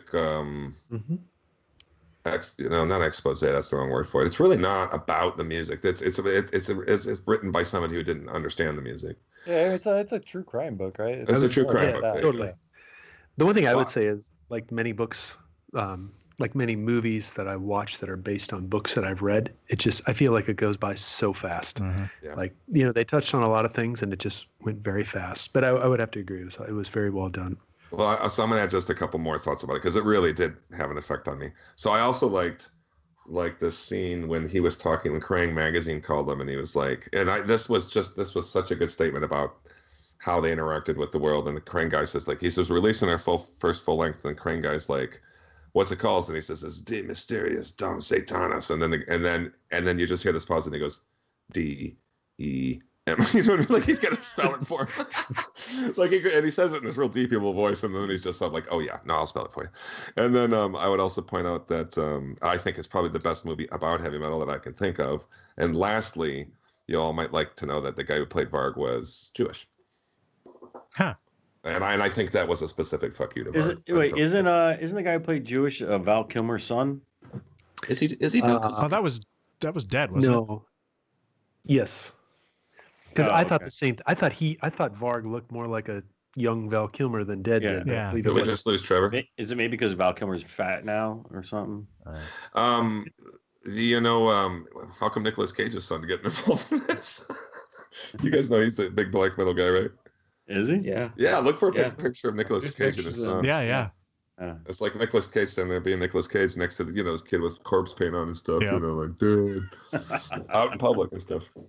I have to say, I think my favorite scene in the movie is when so he's got the big Nazi flag behind him, and he's got I think he's got pictures of Stalin or something, and he's being interviewed by a newspaper, and so he's trying to act all cool. He's got the candles lit. He's holding a sword, and he's like, so you are a Satanist, communist, socialist, communist, Nazi, and he's kind of like, Well, no, he says, so how do all those go together? And he's like, and he's just stumped. He doesn't know. He realizes I don't know anything about any of this stuff. But also, there was anything another offensive I can find, I'm gonna throw it all together and I'm gonna spit it out. That made Varg look like a dildo. But I also think, and he probably was and is, but I also think that you could probably count on the parts there because I'm sure they interviewed the journalist. But I also loved how he tricked him into, he was like, well, it's, don't take any pictures and this is all going to be anonymous and stuff like that. And he says, there's a group called the Black Circle. And he's going to represent it. He says, I know them. Yeah. And immediately he goes, so how many people are in? He goes, well, there's 6 of us. And then 2 seconds later, he's like, whoops. Yeah. And then he's like, all right, that, I don't think any of it was, I don't buy that. If those cult guys thought there was something deeper going on here, then they were wrong. But then secondarily, that it is deep in a way that apparently they're not able to access, And I mean that. There was an artistic bent to this, to that expression that these guys chose to do. There's no question about it. And I don't know. I guess you can't pick your fans. Yeah. And they did a lot of dumb shit. There's no question about that. Yeah. I will say one thing about the film that I'm disappointed about. So you saw it? Just bits. I haven't seen the whole thing yet. They couldn't get 2 actors from Norway. Yeah, one is Macaulay Culkin's brother or something. I mean, it does get distracting because you're like, because if they had tried to do kind of a Scandinavian accent in English, I'd be fine with it. But if they went straight American English, and it just reminded me like Robin Hood with Kevin Costner. Yeah, that's what I was thinking too. It also reminded me of there's another movie, Stalingrad with yes, Harris, where they don't even try to do accents. You're sort of like, yeah. Is that the one with Jude Law? Yes, Jude Law. And Jude Law is fine because that kind of English accent is a little more applicable to European films. I just thought that they should have at least made that little bit of effort. I could care less that they're American actors. I just whenever I see this, I pretend that I'm watching something like a Hitchhiker's Guide, and I've got a babblefish in my ear, and they're speaking their language, and I'm just hearing English. So one thing that I noticed about the movie, and I don't know if anybody else did, but there's the scene when they're in the studio all together working on Day Mysteries, which reminds me, there's 2 things. And there's somebody there singing, and he's playing Attila. And did you know that that's Attila's son? I did read that. Really? Right? Oh, that's cool, dude. Yeah, I was like, because I was on IMDb looking it up, and it was like Attila, played by how to say his freaking last name. Something Sithasar, whatever. Yeah, and it was played by Arion. Same last name, and I was like, it's got to be his son, and I looked it up, and it was. His name is Arion. Arion. I would just recommend it again to people. I think it's one of the best mixed media metal things to come out in a long time, and and one of the best, honestly, biography music pictures I've ever seen. Yeah, really, because I think those usually suck. Yeah. I would also point out George has this book. Yep. Well, this is I met Necrobutcher, and he did a signing here, and I bought. This is a very cool and very good book. It's along the lines of the Death is Only Death is Real. And I would also point out that they recreated a lot of photos in this book. They do some of the early photo shoots in the movie, and they really did those photos exactly as they appear in this book. Yeah. Is Necrobutcher the bassist? Yes. Yeah. Okay. So anyway, didn't Varg play bass or something? Yeah, he replaced him. Yeah. So he wasn't really there for the shit show, but yeah. Anyway, I'm really glad we talked about it, because I have to say it just had a pretty big effect on me. Yeah. And it was so visceral; it was hard to watch at times. Yeah, it was. My wife lasted about 5 minutes. Yeah, I remember you said that. Yeah, I didn't even try. Yeah, I thought about. I was like, I got to get this watched before tonight. I was like, I wonder if Barb would watch this, and I was like, nah, probably not. If nothing else, I hope we inspired you to see it soon, Trevor, because I really think it's obviously right up your alley, dude. You'll really check it out. Yeah, maybe I'll watch it on my flight to New York. That would be really good for whoever sits next to me. Yeah, excuse me. Well, they would learn a little bit. Are there any empty seats? Yeah. So, excuse me, sir. This guy's watching a snuff film next to Yeah, exactly. So one last thing about it is, it reminded me. There's a part in there where Varg wants Euronymous to go with him to Trondheim to blow up a cathedral. And it's the cathedral that's on the front of Day Mysteries. Yeah. And for the longest time, for like 8 years, I did not know that I had seen this cathedral, because I've been to Trondheim, and I was taken to see this cathedral. And I was like, "Wow, that's a pretty impressive cathedral," but I had no idea when I was there that was. Can I just point out, George, you almost didn't see it. And but anyway, here's an example. They do this exact photo in the movie, and it doesn't come off as cheap or anything. They really. So is that the original photo? That's the original photo, and then if you watch in the credits, they mix original photos in with some new photos. I noticed that. And it's so cleverly done that it takes you a minute to realize which is which. Yeah. It's not cheaply done. Not cheaply done. I felt like they handled it with respect, if that's the right word for it. Yeah, that's cool. All right, so let's veer back into the news. The rest of which, or almost all of the rest of which, is album announcements. So Devin Townsend released a video for Evermore from his upcoming Empath album, which is out on March 29th, which is a week away. Oh my God, I can't tell you how excited I am. It's funny because I've been a Devin fan since Heavy as a Really Heavy Thing came out, but I lost interest over the last few, and oh my God, these 2 tracks that they've released from Empath are like, wow, holy shit. It's like I have chills from the minute it starts until it ends. Yeah. It's pretty cool. And it's not just the cats in space. It's everything. Yeah. Oh, I got my Cats in Space shirt coming. Nice. I can't wait. It's been kind of bumming me out that it's a week away and we haven't gotten a promo. Wow. I mean, I know he's self-releasing it, I think, so that could be why. Yeah. But he also gets some promotion, at least, from Inside Out, who we do get promos from. So I'm like, where's our promo? Come on now. But at this point, it's a week away. Who cares? So Trevor, just a quick question. You talk about you having some music sitting there waiting to be disseminated. Yep. How much music do you think this guy's got sitting around? Holy shit. It's got to be like just volumes, because he can't stop writing. Yeah, he he's can't. like Prince. It is absolutely insane. And the thing I think that blows my mind about it, and it's funny, I know I keep bringing back, this is like the Ginger Show, the guy from the Wild Hearts. Same thing. He puts out probably 2 or 3 albums a year, but they're all good. And I guess it's like, that's what kind of blows my mind. Even though I lost touch with some of Devin's stuff for a while, like Sky Blue didn't do much for me. It's like, it's consistently high quality. And that is just mind boggling to me. Devin Townsend's going to die, and we're not going to know because they're just going to keep putting out. He's gonna do albums. like Tupac. There's gonna be like 15 Machiavelli records that come out, and just endlessly, and people are gonna think he's still alive. We'll take it back to what Jay was saying about Hendrix. He's going to make Hendrix look bad for all those released albums that have come out the last like 20 years. I do think Hendrix has more posthumous albums than he does albums that come out. Oh, yeah, only had like 3, 4. Well, that's not including all the live albums that have come out. Yeah, and all the jam session studio stuff they have when he was in New York. So it's probably twice as many. I bet he has twice as many. Easily.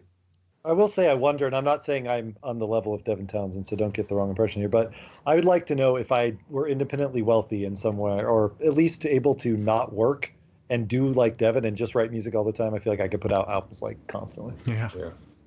And they would not be that good, but there would be a lot of them. Volume over quality. Well, exactly. So next is one that I know Jay is just itching to hear, and that is the new Possessed album, the first one since 1986, and this is Revelations of Oblivion, coming out on May 10th.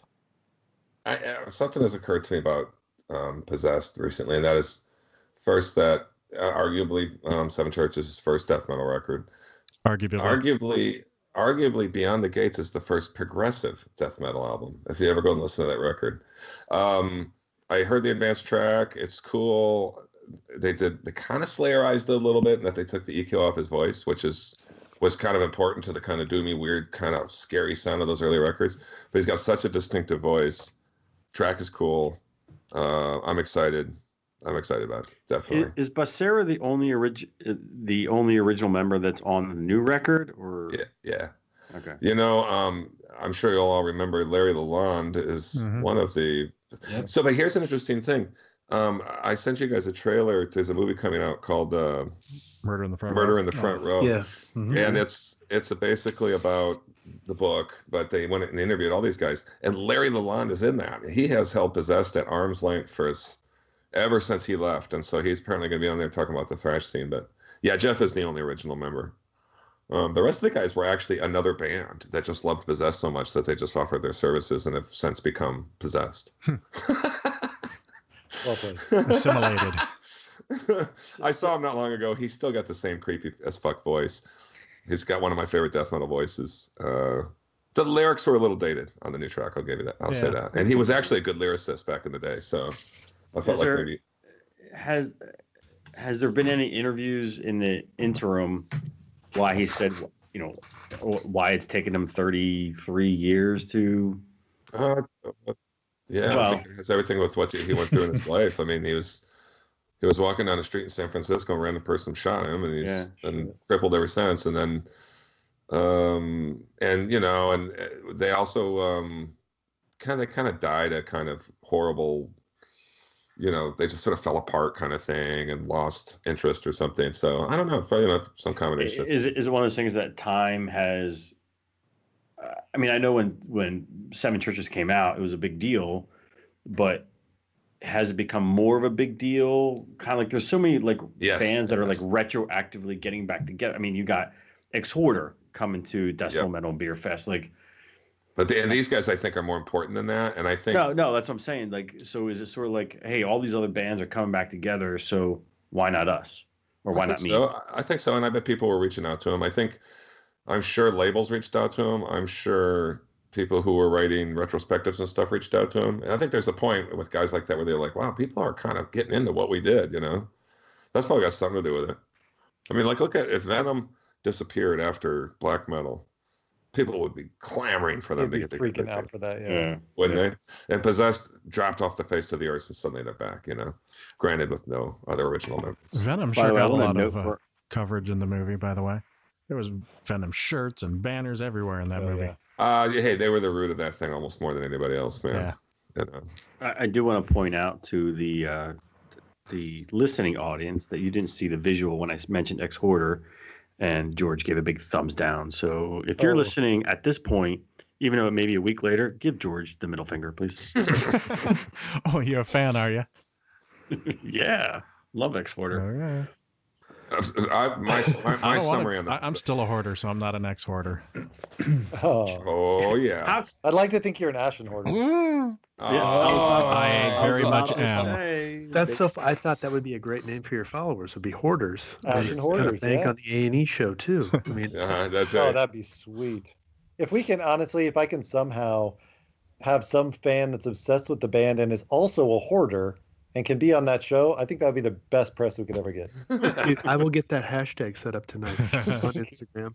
I will gram that shit. and don't throw anything out for the next 10 years. It's just Yeah, They and then we'll. the cameras get to the house, and it's just a house full of Ashen Horde vinyl and merch. Of Ashen, Yeah. All copies of the same record. Yeah. of the same rank. Hey, as long as they pay for it, they can fucking have What it. do you care? Yeah. I would give my Summary and the Possessed album. I like his voice so much. I'm just looking forward to hearing 8 or 10 songs with him singing on them. You know. Yeah. I love his voice. Or maybe skip tracks 1 and 3. Maybe, yeah. Or if you will, tracks 7, 8, 9, and 10. They always. I was like, it was pretty good at the beginning, but then I kind of lost interest. Hey, Dope Smoker's my favorite EP. Oh, shit. So Gall, former Gorgoroth and Godseed singer, has a new project, Gall's Weird, Satan. releasing their first album that I'm going to mispronounce. I'm going to say Gastier /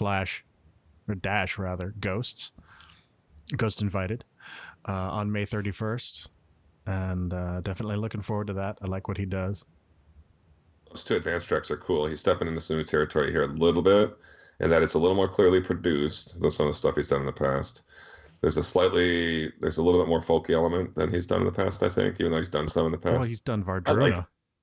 Right. Yeah, but I mean, let's put it this way. Maybe it's the most progressive thing is sounding to me that he's done. Mm-hmm. I also just like him. I know a lot of people think he's kind of a joke. I kind of think he's cool. He's my favorite interview on The Headbanger's Journey. Necro Butcher being a close second. Yeah. But Have you watched? There's a Who pretty said good. that? Oh, Matt. Oh, sorry. Yeah. No, okay. Little Matt joke there. Did you? There's a pretty good.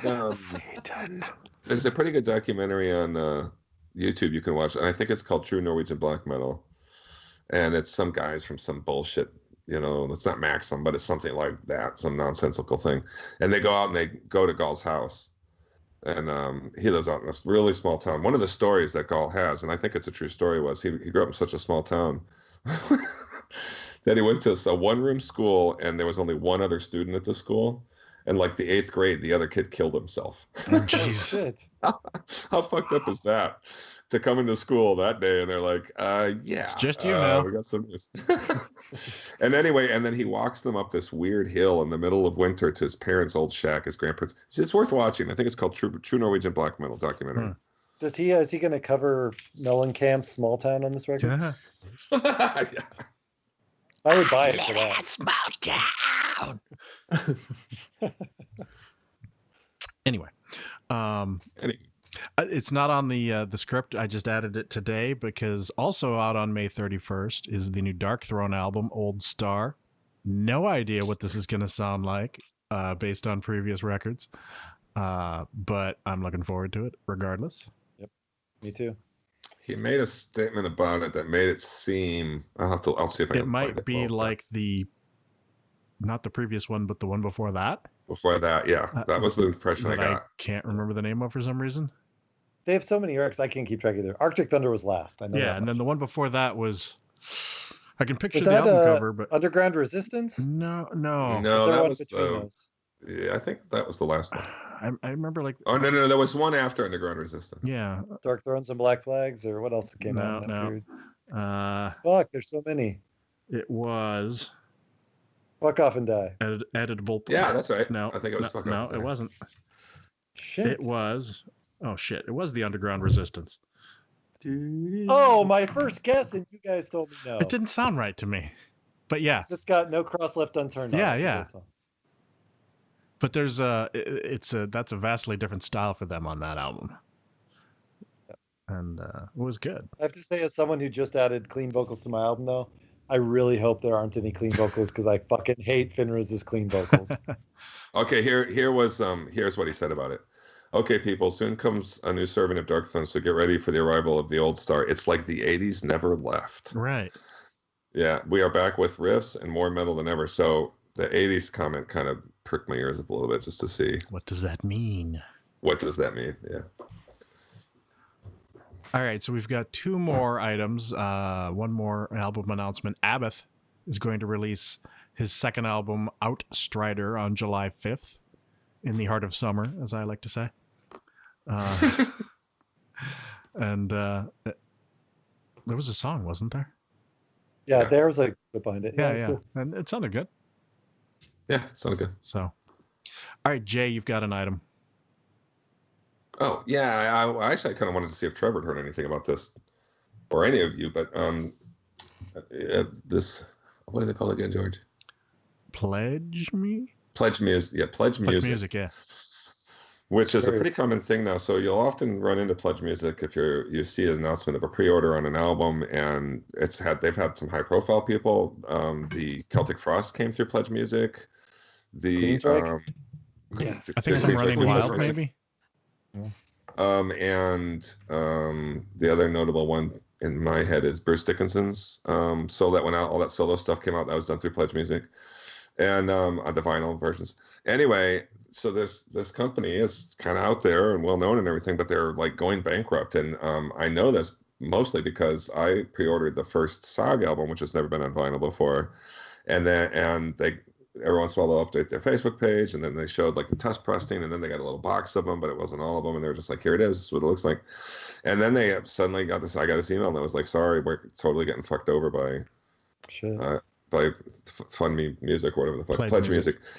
So I went and looked it up, and apparently this is like a real problem. There's like a bunch of artists that are not getting the money that they were promised. There's bankruptcy is being kind of thrown around. So it's just kind of sad, as I guess the only reason I'm bringing it up, and because it's one of those ways. They're not releasing the money to the bands now? Correct. Oh, that sucks. Yeah, I think Queensryche was the big one recently, weren't they? Did they get caught up in this? They got caught up, and they commented on it, how there's nothing there. There's no album. You know? And so I'm wondering if this isn't some fucked up pyramid scheme where they were doing things with the money on some other side of the business or whatever they were doing. And then time came to send the check to some of these bands that the money was legitimately raised, and they don't have to send to them. So is this the same people who did Fry Festival? Yeah, right. No, but I watched that on Matt's. Yeah, Matt told me to watch it, and I did. Did you watch them both? I just watched. I'm not sure. I watched one on Netflix, but maybe they're both on Netflix. Yeah, I watched one on Netflix, and it was like there's the Hulu one too. Yeah, the Hulu one has the actual organizer guy. It was pretty fucked up, dude. Yeah. But so anyway, I think just kind of a sad story, and I hate to see bands getting ripped off like that, even if it was just from poor management or whatever it was. And also, I want my fucking SOG record, and I have no idea when I'm going to get it. And I feel bad for SOG because they kind of put their necks on the line. They took a bunch of people's money by way of this other company, as did a bunch of other bands, and now they're not sending them any fucking money. We should start a Kickstarter to relieve the bands. I like where this is going. Kickstarter to support the Pledge Music. It's funny because they actually left a bad taste in my mouth when we did the 9 Plagues vinyl thing. I originally was going to go with them because I heard good things. Which one? And I reached out and set up an account and everything, and they actually denied it. And they said something about Pledge Music is for people releasing new music, not re-releasing existing music. Well, first of all, they wouldn't actually let me do it, which was fucking weird. Huh. And I would also point out that I've never, to the best of my knowledge, I've never ordered anything from them that was not a fucking re-release. Right. Because they did all those Celtic Frost records, the Bruce Dickinsons, were all old records. And they're like, well, we've never heard of Ashen Horde, so we're not going to get enough money to steal from them. Yeah. So, I mean, I guess my whole bringing this up was apropos of nothing except to say that it's out there and it's a thing going on and it's affecting a lot of bands, and it's a shame. That's a shame. You know, these guys work hard to do this. They really wanted to put this cool product out to people, and in some senses have lost an investment of their own, I'm sure. It's just bullshit, man. It kind of taints the whole pool, you know? Doesn't it a little bit? Yeah. We're going to start something called Pledge Kicker, and we're going to fix this shit. Yeah.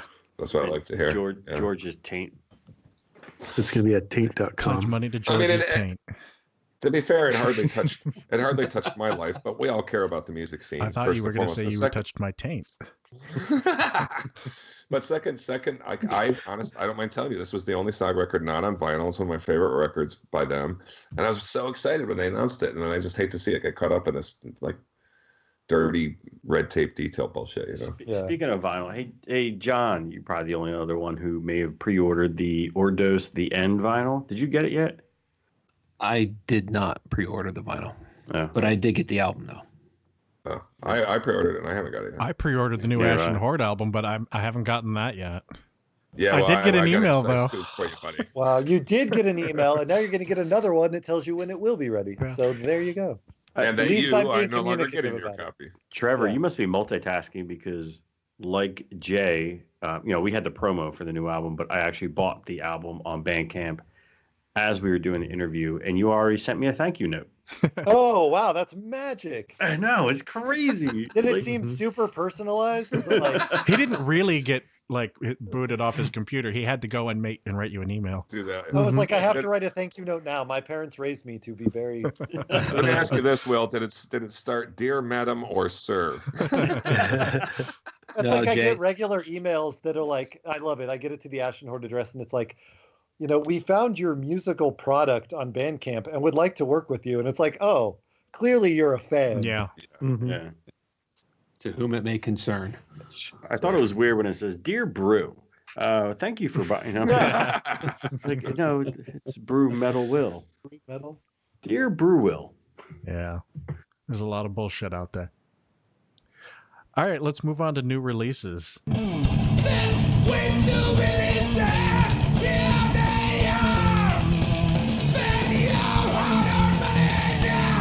The first of which is Ashen Horde, Fallen Cathedrals.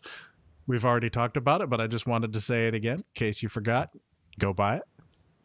Please. It's cool. I think it's cool. It is. It Available is. It is cool. Not to say that I was not expecting more from you. That's not what I'm trying to say. But it was a surprise. I was like, oh, this is actually like even better. Mhm. Oh, wow. That means a lot. Thank you. Yeah. it was- I mean, we definitely put a lot of work into it, and I was happy with what came out of it. So, Well, yeah, some I'm glad bands that- like Motorhead or the Ramones or anything like that, you know what you're getting every time. There's no Sure. shocks when the new album came out. They don't come out anymore. but- I'll be honest with you. I'd be shocked if a new Motorhead. yeah. Well, it's actually with Jimi Hendrix and Yeah, Jimmy on lead. Yeah. Yeah, it's going to be And Tupac. Tupac. And Yeah, Tupac. it's a collab. But no, yeah, I was like, whoa, this is actually even better. So Yeah. kudos. And I don't pre-order much, and I pre-ordered that shit, and I was very happy. Sounds awesome. Thank you all. I appreciate it. A t-shirt will be next A t-shirt will be next. because I'm a hoarder. Yeah. You pick up quickly. All right. Next up, we have, damned if I can pronounce his name, Hans. I call him Hans Grossman. I don't. It's not It's Hannes. Hannes. Hannes Grossman. Thomas Gross. And Apophenia. This is his third Good. solo album of prog death, but is it really a solo album when it's pretty much all Alkaloid? But it actually is the whole band. I know. Plus Jeff Loomis and Marty Friedman. Right. Yeah, it's Hey, George, you will enjoy this. Do you know what gross means in German? Mm, Gross. no. yeah, I don't know. Big. He's a big man. Eine große Bier. Eine große Bier, bitte. Okay. Ein Maß. Trevor, Ich Schweinhund. you might want to contact Hannes because he seems to be playing with everybody right now in the world. I've noticed that. He is with everyone. Yeah, no, maybe I should tap into that. You'll go from whatever genre you think you are to a tech death band in like literally 2 seconds. In 2 seconds. But then it'll just be another one of his solo albums Yeah. Well- and you'll realize featuring wow, me I'm on playing all with- instruments. Well, you get Hannes on drums and Stevie on vocals, and they're just going to be like, well, Trevor, we really don't need you in Ashen Horde anymore. Yeah, exactly. That's what'll happen. we're bringing in Alkaloid. Yeah. I'll get replaced for my own band. That would actually, you know what? If it's something weird's going to happen, that would be kind of cool. Well, it would be funny though if you were literally replaced by a whole unit of another band. They just took your name. How screwed up would that be? Hey, wait a second. This is just Alkaloid. That's what I felt like when I listened to this album, which is quite good. So you should check it Yeah, out. no, it was cool. I checked it out. It was cool. Yeah. Next up, we have the new Misery Index album, Rituals of Power. This is their 6th album. They're actually even like local. They're a Baltimore band. And yeah, this is the first one that I've really listened to. And I freaking love it. I'm a fan. Yeah. I mean, I actually kind of tuned into them. Was it last year, John, that we saw them at Death Fest? Yes, I believe so. And I was like, oh. I think it was last year, yeah. Yeah, and I was like, oh, they're actually kind of good. I always thought they were more of a metalcore kind of band. That's exactly what I thought. And apparently they're not. They feel more Dying Fetus-ish. I popped it out. You know what it reminded me was the Grind Bastard Benediction record. Okay. There's some elements in there, I think, with Misery Index. It kind of like reminds you more of like, not metalcore, but like more of a Black Dahlia Murder kind of like. There's Sure, I'll buy that. But I gotta say we got the promo, so we had it earlier, and I've been listening to the shit out of this album. So same. Kudos to them. I heard they had like a preview track a couple months ago, and I wasn't I've never really followed Misery Index, and I listened to that and was just like smitten. And then once the promo came out, I was in trouble. Well, I guess I better download that then. Yeah. It should be in our box. Yeah. But I've been Matt, really into Did you order a shirt? Sorry, I was just asking if Matt ordered a Misery Index shirt. Oh, I got to get on that. On my linens. Hoarder. Threads. Yeah, I've been listening to a lot of like brutal death and grind lately, as I've mentioned, and so I've been going back and listening to a lot of stuff that I've just not picked up on that I should have, and this is one of them. Next up is the new Noisem album, Cease to Exist. This is their 3rd album, another Baltimore band, Death Grind. They have a new vocalist. Actually, I think only like one of the guys is actually original at this point. But they're well, there's the brothers. They're the 2 of them. Yeah. And they were like a 5-piece. And the new singer is like a Jeff Walker wannabe, which is not a bad thing. I mean, I dig it. It's very carcassy, as Matt would say. And I didn't actually check the time. I think it's like 20 something minutes, but Wait, is this an album, an EP, or a single? it's an album. So wait, you're telling me that I have yes songs that are longer than this album. Yes. And I don't know what to do about my list based on this, because I'm like, it's an album, right? But it is weird because I put it on. I bought it on Bandcamp, and I put it on, and at work, and like you're engrossed in doing something. You're in Hannes Grossman doing something, and then next thing you know, it's like it's over. I'm like, what the fuck happened? And that's why I don't like EPs, because I'm like, wait, I got to stop and put something else on now. Well, then you should absolutely hate this album then. I know. Yes. And I am very conflicted now. I need to go to therapy. So what actually, now I'm curious, and to be fair, we could look at this up, but I'm curious. What defines an EP? Is it number of songs or length? I think it's the length. I would say length. I think Okay, I but would then there say are length. Or the punk girth, records from back in the day that would are say like the 20 girth, minutes long. Yeah, but I think it's defined by length partially because of these used to be sometimes 7 inches. How many or, sides of a record? Yeah, well, or the size of that how much record. you could fit on that. Yeah, exactly. So I think that's really where the EP format sort of came out of, was the limitations of the smaller vinyl sizes or a larger size on 45. Like, I really think it was just like quite literally a technical limitation at some I point. think it's 25 minutes. What I'm seeing online right now. What's funny It's is like that kind an of EP the is called an standard. extended play. It's like, it's Yeah, not really. But it's an extended play single. Yeah.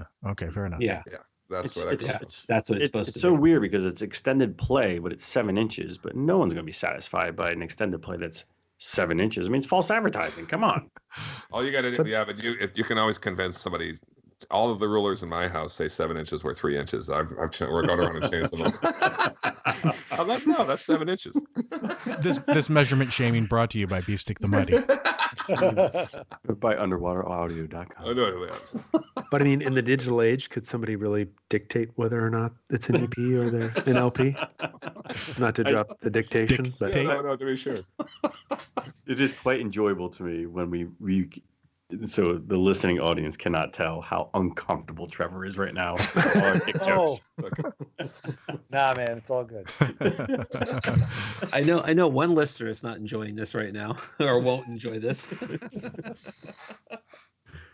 So next up, we have the Sacred Monster album, Worship the Weird. This is a first album from a Chicago doom band. I just kind of came across them on Bandcamp. Is this the King Diamond guys? And yeah, it's funny that you went straight to King Diamond because the first several songs are all Jeff Walker Carcass. It's doomy, but the vocals are so Jeff Walker. And then Yeah, it was kind of weird. I checked it out. I'd not heard of it, but the vocals threw me. And I like harsh vocals. I don't know. I thought it was kind of a weird mix. And then a couple songs in, he goes all high King Diamond, and it's like, what? Because it's because like Trevor said, it's like so stark and so different. Yeah. And like that's what it sticks out in my But it's mind. a It's doom like, album oh my God, like with Jeff Walker. right. And King Diamond. And King Diamond. King Diamond. Yeah. It's a sacred monster. Yeah. And you worship the weird. Yeah. It's just it's weird is what you're saying. Yeah. Yep. It's weird. But it had some really cool riffs. Yeah. Really cool riffs. I liked it. The production could have been a little better, but I dug it. So I feel like Georgie said there was something for everyone on this. yeah, kind of. Yeah, I would agree. Mm-hmm. And our last new release is one that I put on here to make 6, but it was one that I another one I found on Bandcamp called Starcaller, and the album is Perdition. It's their first album. They're a Black Death band from the black metal hotbed of Mobile, Alabama. Damn. And I thought it was pretty good. So go on Bandcamp, check it out. Did anybody else Is that a listen new to that? thing now? Yeah, I did. I like that black one metal? too. It's good atmospheric black metal. Yeah. I didn't think anybody would listen to it. So thank you. I did. Hey, I did my research and I listened this time. Plus, I was very curious about black metal from Mobile. Yeah. I was like kind of hoping there'd be an element of where they're from, but I didn't really hear anything. Right. No. Right. All the riffs go. Yeah, exactly. That's a Panopticon album. Birdie mouth. Yeah, I would think it'd be more like Bayou metal or something. Yeah. Yeah. Bayou core. Square like There I you was go. just going to say squeal for me. It's called Pretty Mouth Core. That'd be the first. You got a party little mouth. First Or- record would be Hey Matt, just to shorten it, Bicor. Bifurcated. Or All right. We are Who is that little guy up in the corner? He's So misunderstood. They're so misunderstood. okay. So we're going to do our top 5 now.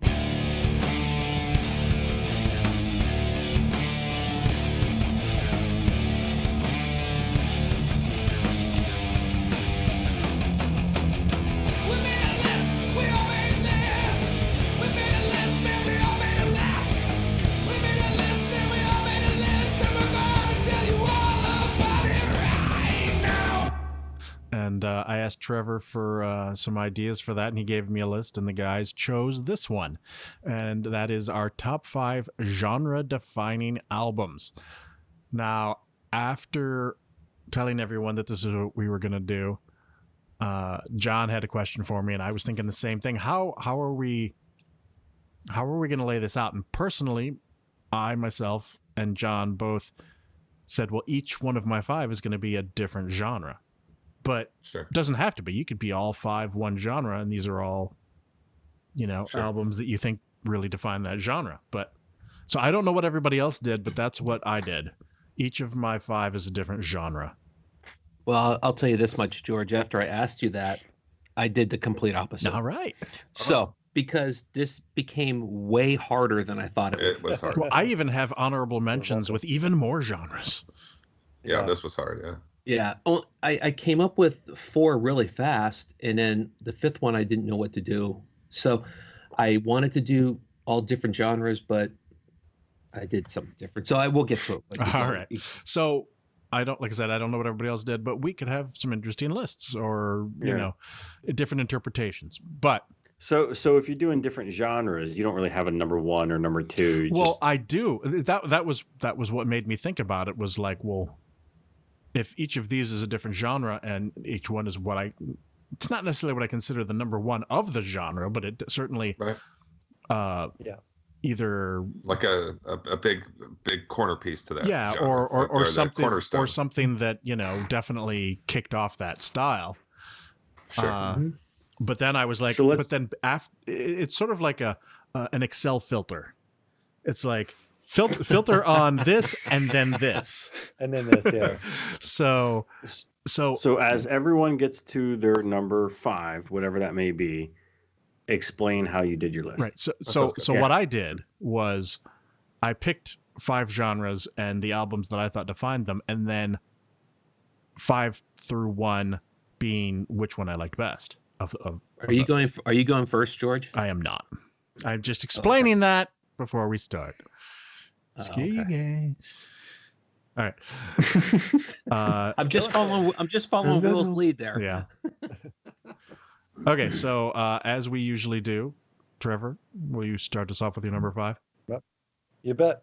And so my thinking was kind of along the lines of yours. I did 5 different genres.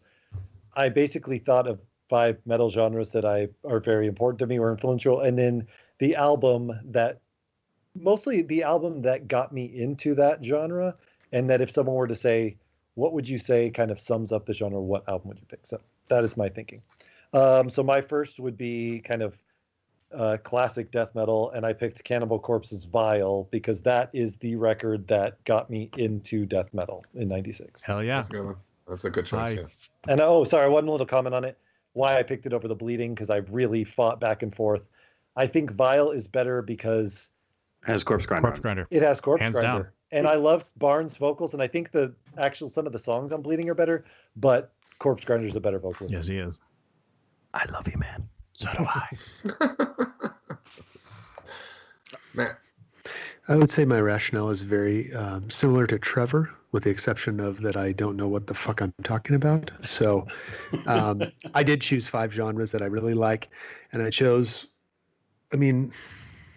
some of these I guess you would say are my favorite album of that genre, or what, got me into that genre. But at the same time, I tried to take like a global perspective, which again, I don't know what the fuck I'm talking about.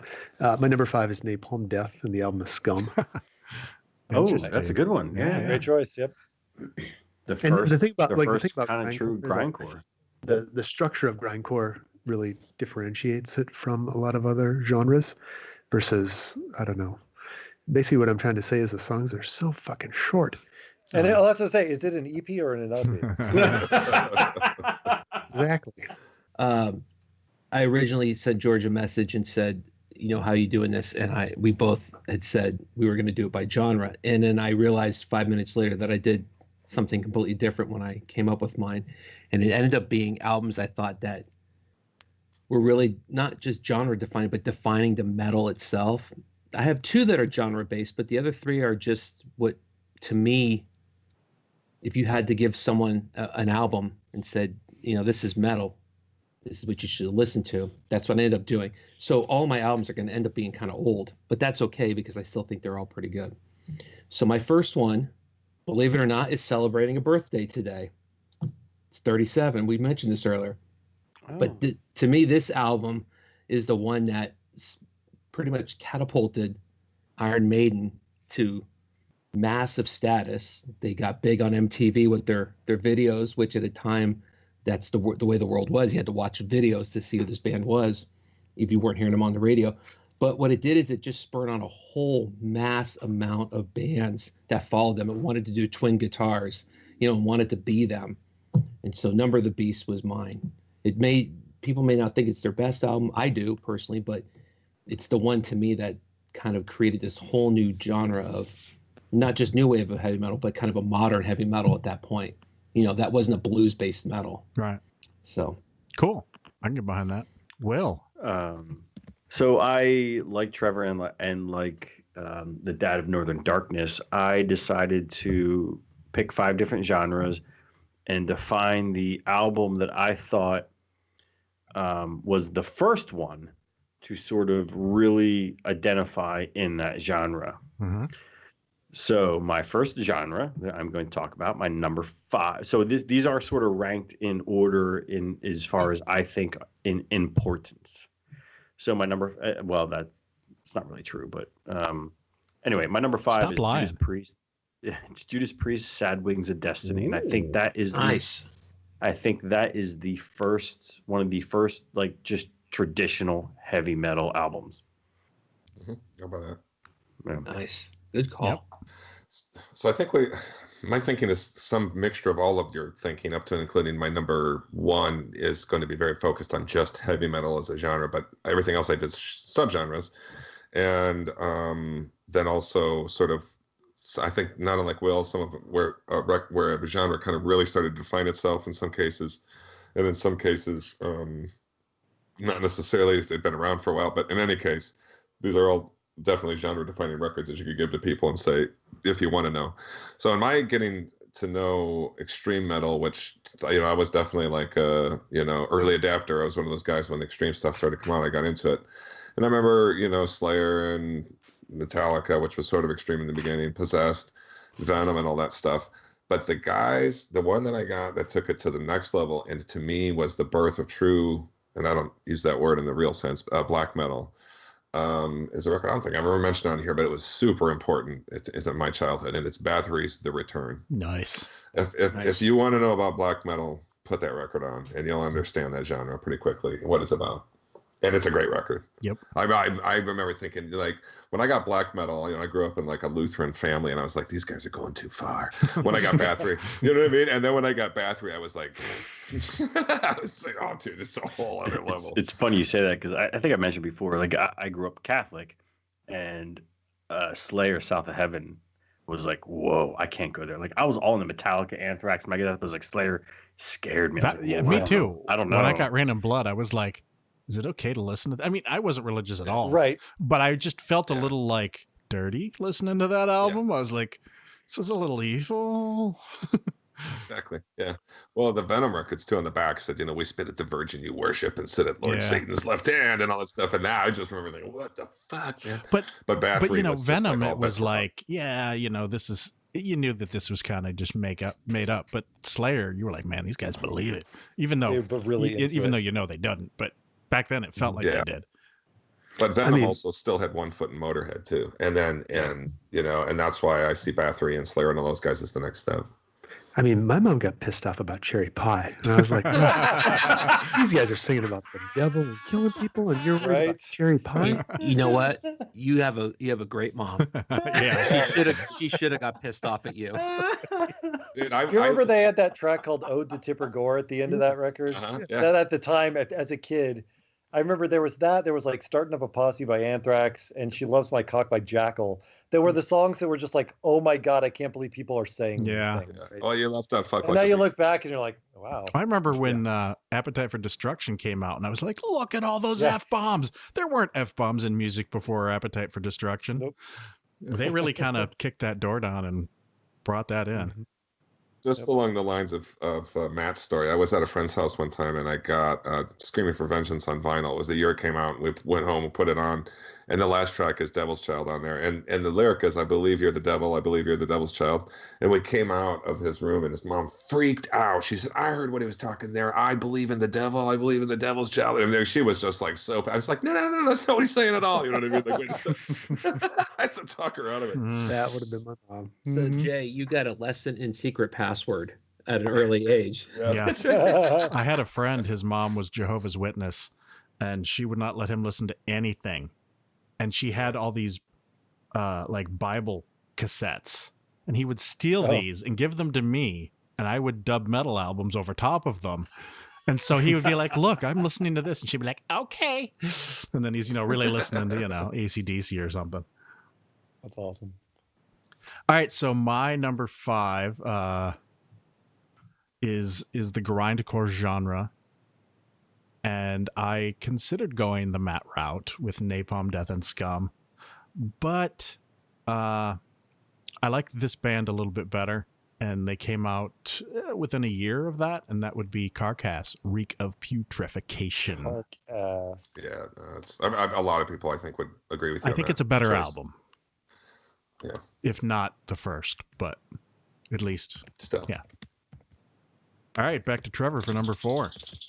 Back to me. For 4, I went very different from my... What is that noise? That's the noise I was talking about. I just heard Just then? Was it maybe my dog shaking? Oh, and yeah, going, Oh yeah. yeah, that's his dog tag. Yes. Okay. Really? It sounds like somebody's shaking up like a marker. paint can or like Yeah, a marker or yeah. a paint I've can. I've been doing whippets the whole time. Sorry, I like to go like real old school. I didn't mean to cut you off, dude, No, but no. we were talking about it on break, and we're like, "What is that noise?" What is that? Yeah, sorry, that was It's my Right. shake weight. my very metal dog. Creme fraiche? Chippy. Okay, sorry, Trevor. Number 4. Will's lost it. As he always does. You know, it's a good episode when Will can't stop laughing. He just mutes his mic and goes off in his little voice.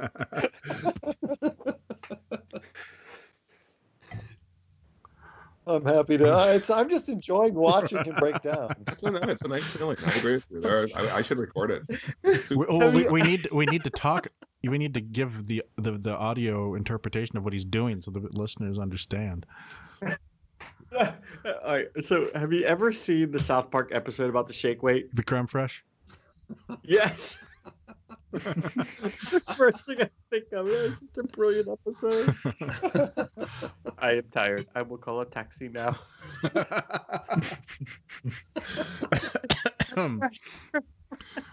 All right. So where were we? Okay, number Number 4. 4. Number 4, I went power metal because I like power metal. Wow, I didn't even and my go pick there. was Sorry. yeah.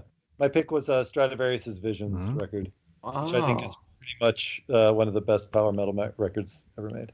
Right on. And I know it's like it came later, like Keeper of the Seven Keys and stuff people tend to go to, and I think those are fantastic too. But I think Visions really summed up like the hyperspeed neoclassical 90s power metal thing. That works. And I wondered if somebody would cover that little world, that genre. There you So go. that's cool. I'm disappointed that I didn't because I have some good ones for that. Yeah, exactly. They could have fun with that one. Yeah, I would have went straight to Halloween personally. I struggled with yeah. it. But that was just my introduction was. Did Halloween. you say Keeper? Is that what you said? Or No. just Halloween in For general? me, it'd be Keeper Part 2, but Halloween in general, Yeah. yeah. Keeper Part 2 was the one. That was actually my first. It was Jordan from Weaponizer who played that for me, and I was like, oh, wow, this is amazing. I mean, my favorite Wow. is Jericho, but the Keepers are definitely more power metal. Yeah. Wow, no, I would have went with Blind Guardian as my power pants. Well, I was thinking I that knew too. That was the someone gonna first say thing. it. Well, you're gonna have to pick a record. But since if you're gonna go there, you might as well tell us the record. Oh, I would have went with Imaginations probably. For sure. Yeah. But I didn't do power metal, Yeah. so. But I'll tell you what, that could be an honorable mention. yep. How's that? Yes. There you go. Done. Yeah. Well played. I got 3. All right, Matt. Number 4, I went with the post metal route and Neurosis through Silver and Blood. Nice. Oh, Definitely. yes. That's definitely a good one. All right. I'm not gonna do this one, but I'll do it. I have to do a honorable mention for that because I didn't do a post metal, but ISIS Oceanic for sure. Yeah. Yep. Was that like a Muppet? It's like a Muppets, yeah. It's like, The it's alien like guys. Sesame Street or something. The little aliens. It was On the, a- Oh yeah, when the Oh, phone rings. Yep. you know you're old if you know that one. Oh yeah. Yep. All right, John. Okay, so I did not put these in really any order except for my first one. So this is all just random for me, but it wouldn't be a podcast without mentioning the Black Album, and it wouldn't be a podcast without me mentioning Prague at some point. So I went with what I thought was the most defining prog metal album, at least at the time when it came out. And it seemed to kind of set the course for a lot. And it's Dream Theater and it's Images of Words. Yeah. Yep. That album literally just blew up for that type of prog metal. Since then, there's been different variants of it, but at the time, I mean, To me, Pull Me Under still. I know it's like their hit, their one hit. It still hits me as hard now as it did when it came out. And at the time, I mean, yeah, sure, Queensryche was doing some kind of interesting stuff, but they weren't really prog metal. Fate's Warning was good. I mean, I love Fate's Warning, but they just didn't get the national audience like Dream Theater did when their album came out. Yep. So that's my one prog album. See, it's funny you say that because I actually had a Fate's Warning album, but never had a Dream Theater album. No, I actually like Fate's Warning more. and I think they're more of a prog metal band. It's just they didn't have the pull like Dream Theater did when Images and Words came out. Pull Me Under. I have a weird story, John, and the person who told me about Dream Theater, that record, was Joe DeBias from Fates Warning. Oh, really? Yeah, he was my friend's cousin, and we would see them every year when they came to town. Oh, and cool. one year, Mark Zonder was wearing a Dream Theater shirt. It was the Shades of Grey or one of those, or Parallels, or not Parallel, whatever, the one with the statues on it. Man. And he was wearing. I was like, who's that? And he goes, "Oh, these guys are cool. You got to check them out, bro." Yeah, they're pretty tight, both those bands. So that's pretty cool. Can we have a real quick side? Because I'm curious. You mentioned Queensryche. I love Queensryche. I think they're phenomenal. I always think the prog label is kind of wrong for them when you put them up against bands like Fates Warning and Dream Theater and stuff. They're kind of like a proto prog metal, I would say.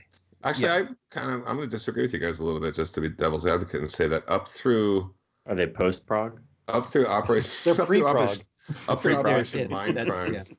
Up through Operation Mindcrime, but especially Rage for Order, they were headed towards prog greatness. Right. Yeah, I mean, Empire's got a lot of it on there too. I think. Yeah, but that was where they started to take a left turn. But it was still good though. Promised Land is when they really. Promised Land is where they got off the highway at that point. Yeah. Until now. So they had the potential to be. They could have been. Now you keep mentioning Fates Warning, and to me, they're not really prog until after John Arch. Oh, absolutely. That's true. I think Awaken the Guardian is, but I agree with you. I mean, you can certainly grandfather it in. I get it, and I don't disagree with that. No, I don't even think No Exit's not that proggy. Oh, Ivory Gated Dreams is pretty proggy. Is No Exit the album cover that's like really red and looks like somebody drew it in eighth grade history class? Yeah, that's the album I had. So, Will, that's funny you should say that because when they re-released it, it looks so much more metal now than it did when it first came out. No, but that's I had that on cassette when it came out. George, I agree 100% with you. I just think that was where they were starting to get into that world. As a matter of fact, Jim Matheos even says that after that album is when they started to venture more. After No Exit? No. After Guardian. After Awaken. Yeah. Guardian it's still just a metal album in general. And yet, ironically, that's where I saw that album played finally, was at Prague Power. Yeah. Well, that's right. Yeah. Well, it is ironic. Good point. Because when you go back now and look at it, it was for that time would be pretty proggy, even though it's just a metal album in general. Yeah. It's a criminally underestimated metal album from 1986, I think. But don't we have a prog mentioning of a prog album would create this much discussion? Not you. But I hear you. Not me, exactly. I mean, and also like a subgenre, I would call progcore. Progcore, nice. And John, it's just like endless breakdowns in weird time signatures. Queensryche, I would go with crimecore. Definitely. Operation Crimecore. This was back at the time when there weren't like 87 minutes worth of just soloing. So that's why I chose this one. Actually, Trevor, you had something on your Facebook page months ago about it was like this bar graphs of different metal genres. Yeah, it's awesome. Hysterical. It's it's perfect. I've seen the that one before. at the bottom of the prog metal is the best because you go through all these like death metal, black metal, doom metal, whatever. They get to prog, it's just like all these massive algebraic. It's just like formulas. Yeah, it's all these formulas. It's great. It's perfect. I would just remind quickly, John, that there's a new Arch Matheos in the works. Oh, I know. Trust me, I know, Jay. I can't wait for that to come out. All right, I think we're at Will now. My number 5. Four.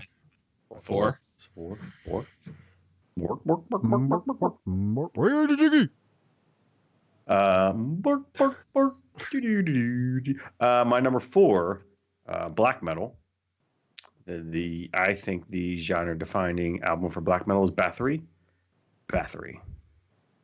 Well, right on. Good call. Can't argue that. Yeah. Mine is going to be just as non-talked about. No, it is, because this is a no-brainer, but I can't not say it. And these guys were so important to me when I was a kid. Still are, actually. And as we all know, they're saying goodbye to the world as we speak. Kiss? No, that's a good choice. But show no mercy. Laura? No, it's funny. Well, I really had to fight with myself to not make it Show to Mercy or even Hell Awaits. But the truth is, you know, if you're going to try to teach somebody about thrash, you might as well just give them a copy of Rain and Blood. Hell yeah. I mean, so, and that's almost too easy. I mean, anybody could have said that one, but that's all. I'll call that my 4. Is like Rain and Blood. But Jay, seriously though, it's 1986. You could have picked any number of 4 or 5 albums that would be genre defining for thrash. Trevor's like, oh, you're talking about Slayer. I'm going to take a phone call. No, he's doing the Michael Scott thing. Idea for record. You know, like he doesn't even know we were talking. Doesn't even know we were talking about him. And we you need don't know what I was doing, and that was exactly what I was doing. We need to talk about it more than that. I think that record speaks for itself, and I'm sure everybody pretty much kind of agrees with me. So more or less. Yeah. What do you think, Trevor? It's the greatest thrash album of all time. Yeah. Or is it an EP? Asked me that question because I made a comment about not being a Slayer fan the other day. Yeah. So. Oh, fair enough. Well, we won't go any deeper because I think I probably pissed off a lot of people when I said black metal dudes aren't true earlier. So I'm just gonna cool it. Yeah. Yeah, you've lost a lot of cred in this I know. episode. Like, I just read that Bandcamp is now accepting returns. Yeah, right, exactly. Yeah, I'm like, why is my email blowing up? Oh, shit. You said thank you. I say fuck you. Are we me now then? Yes. For my number 4, I went with doom metal. Oh, here we go. Here it goes, right. The obvious choice is Candlemass Nightfall. That's not the obvious choice, but it is for me. That's good. Yeah, fair enough. Yeah. That's it. I mean, it's a fine choice, mind you. What would your choice be? Unless you have one later. I have one. Maybe later. I have one, so you'll have to hear it later. Wait then. All right. But by the way, we talked about it before it came out, but I have to tell you guys, I'm pretty fucking addicted to that Candlemass record, dude. The new one? That's fucking great. Well, I noticed that So good. Will was kind of like bragging on it or something, but then I noticed he bought it. So. No, Do you like it? Have you listened to it? Yeah, I have it. I liked it. I like it a lot, and I've listened to it quite a bit. All right. So you did listen to song 3? Yeah, but not hot. Or not one. Not one. No, I mean that was the joke because that's the Tony Iommi song. That's why I said that to you. Anyway, it's killer. But that brings us back around to Trevor. Number 3. Or no? Yes. No, number 3. Yes, number 3. For me, I chose thrash for number. Oh, hold on one sec. My wife's walking in. I'll mute it for 1 sec. You can have her say hello if you want. Or not, if you want. That's good too. Mm-hmm. We wouldn't blame you. She's just running in to drop stuff off, and she's going out with her friends to something. So, okay. She does not want to say hello. Yeah, I mean, we've only ever had one woman on this show. Minus children. Metal? But oh wait, 2. Not really. She brought me a blondie with Eminem, so we're good. She is not a metalhead, though.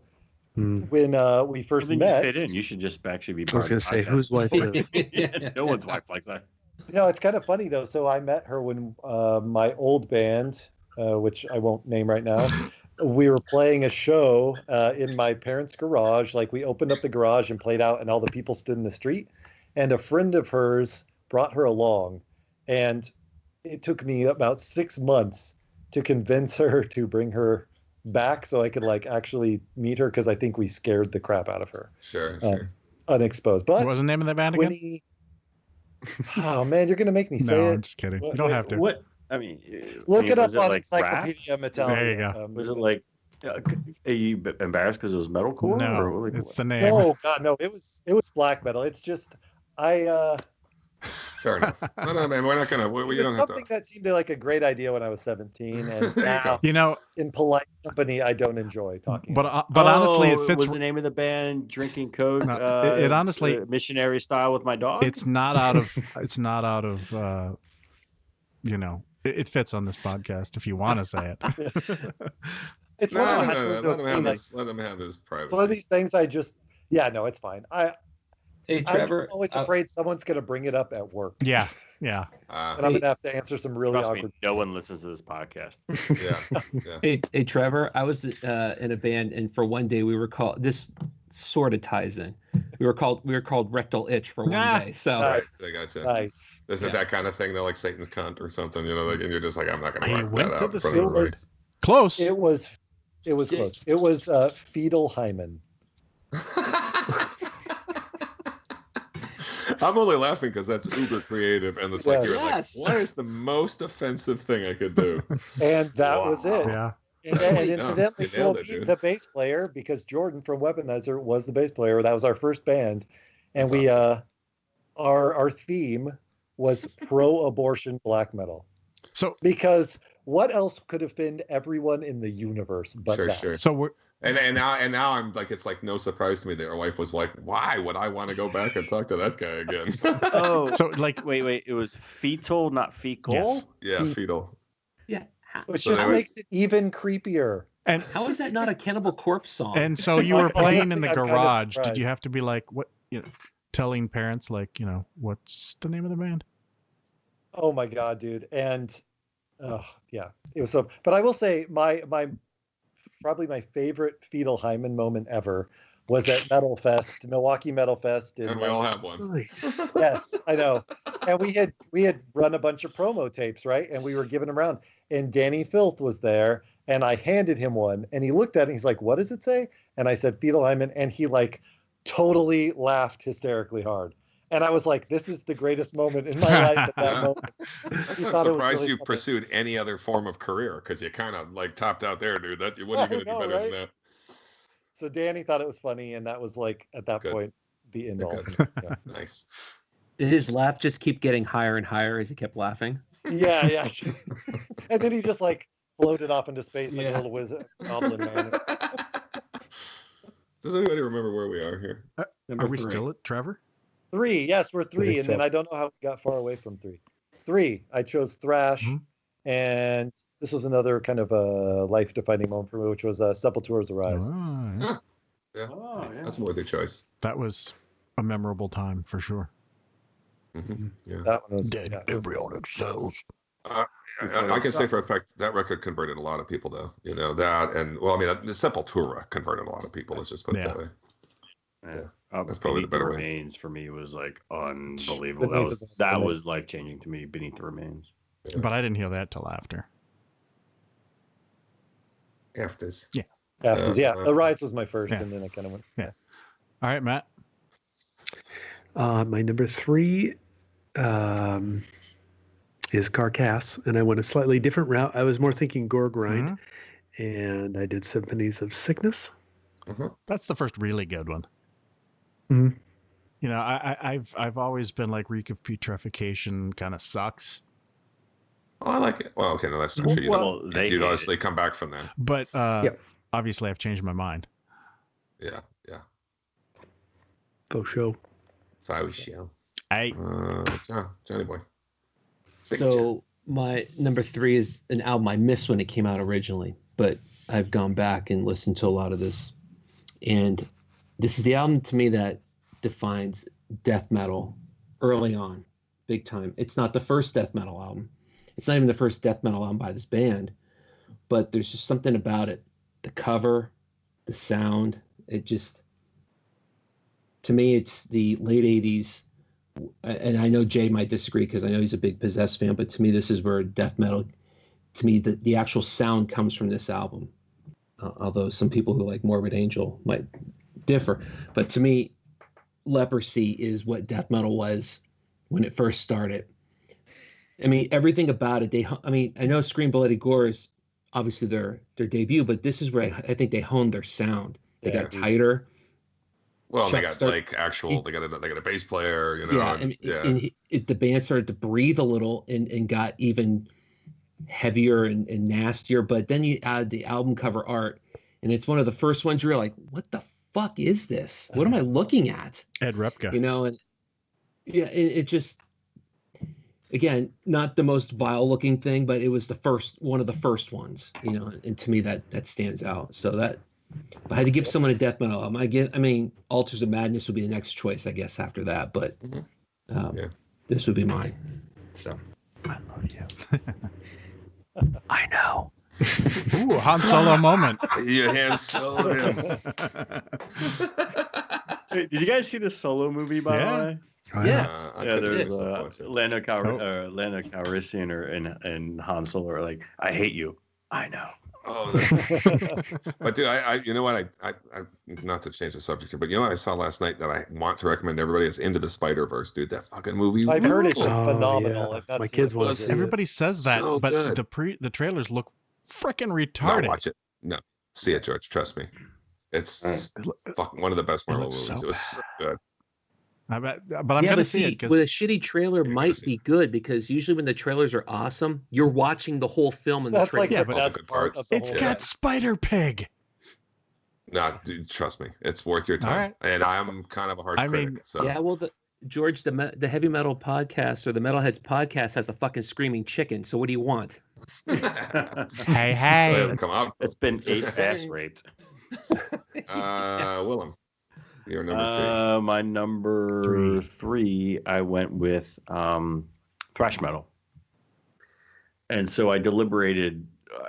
A lot of the other categories are pretty easy. This one I deliberated on a lot. And then I had to default to which band I liked better. Slayer, Show No Mercy. Oh, wow. You went with Show No Mercy and I went with Rain and Blood. Did we not trade places or what, Yep. dude? Well, I'm That's just crazy. so for me it was genre defining. So it was sort of like Oh, it I changed went my with- life when I heard it, dude. yeah, I went with what was the defining as in this. It was, so to me, if you're defining it, it's kind of like the first one, I guess the way I just interpreted it. So Speak of the devil. No, that's I know we all Ozzy. got one.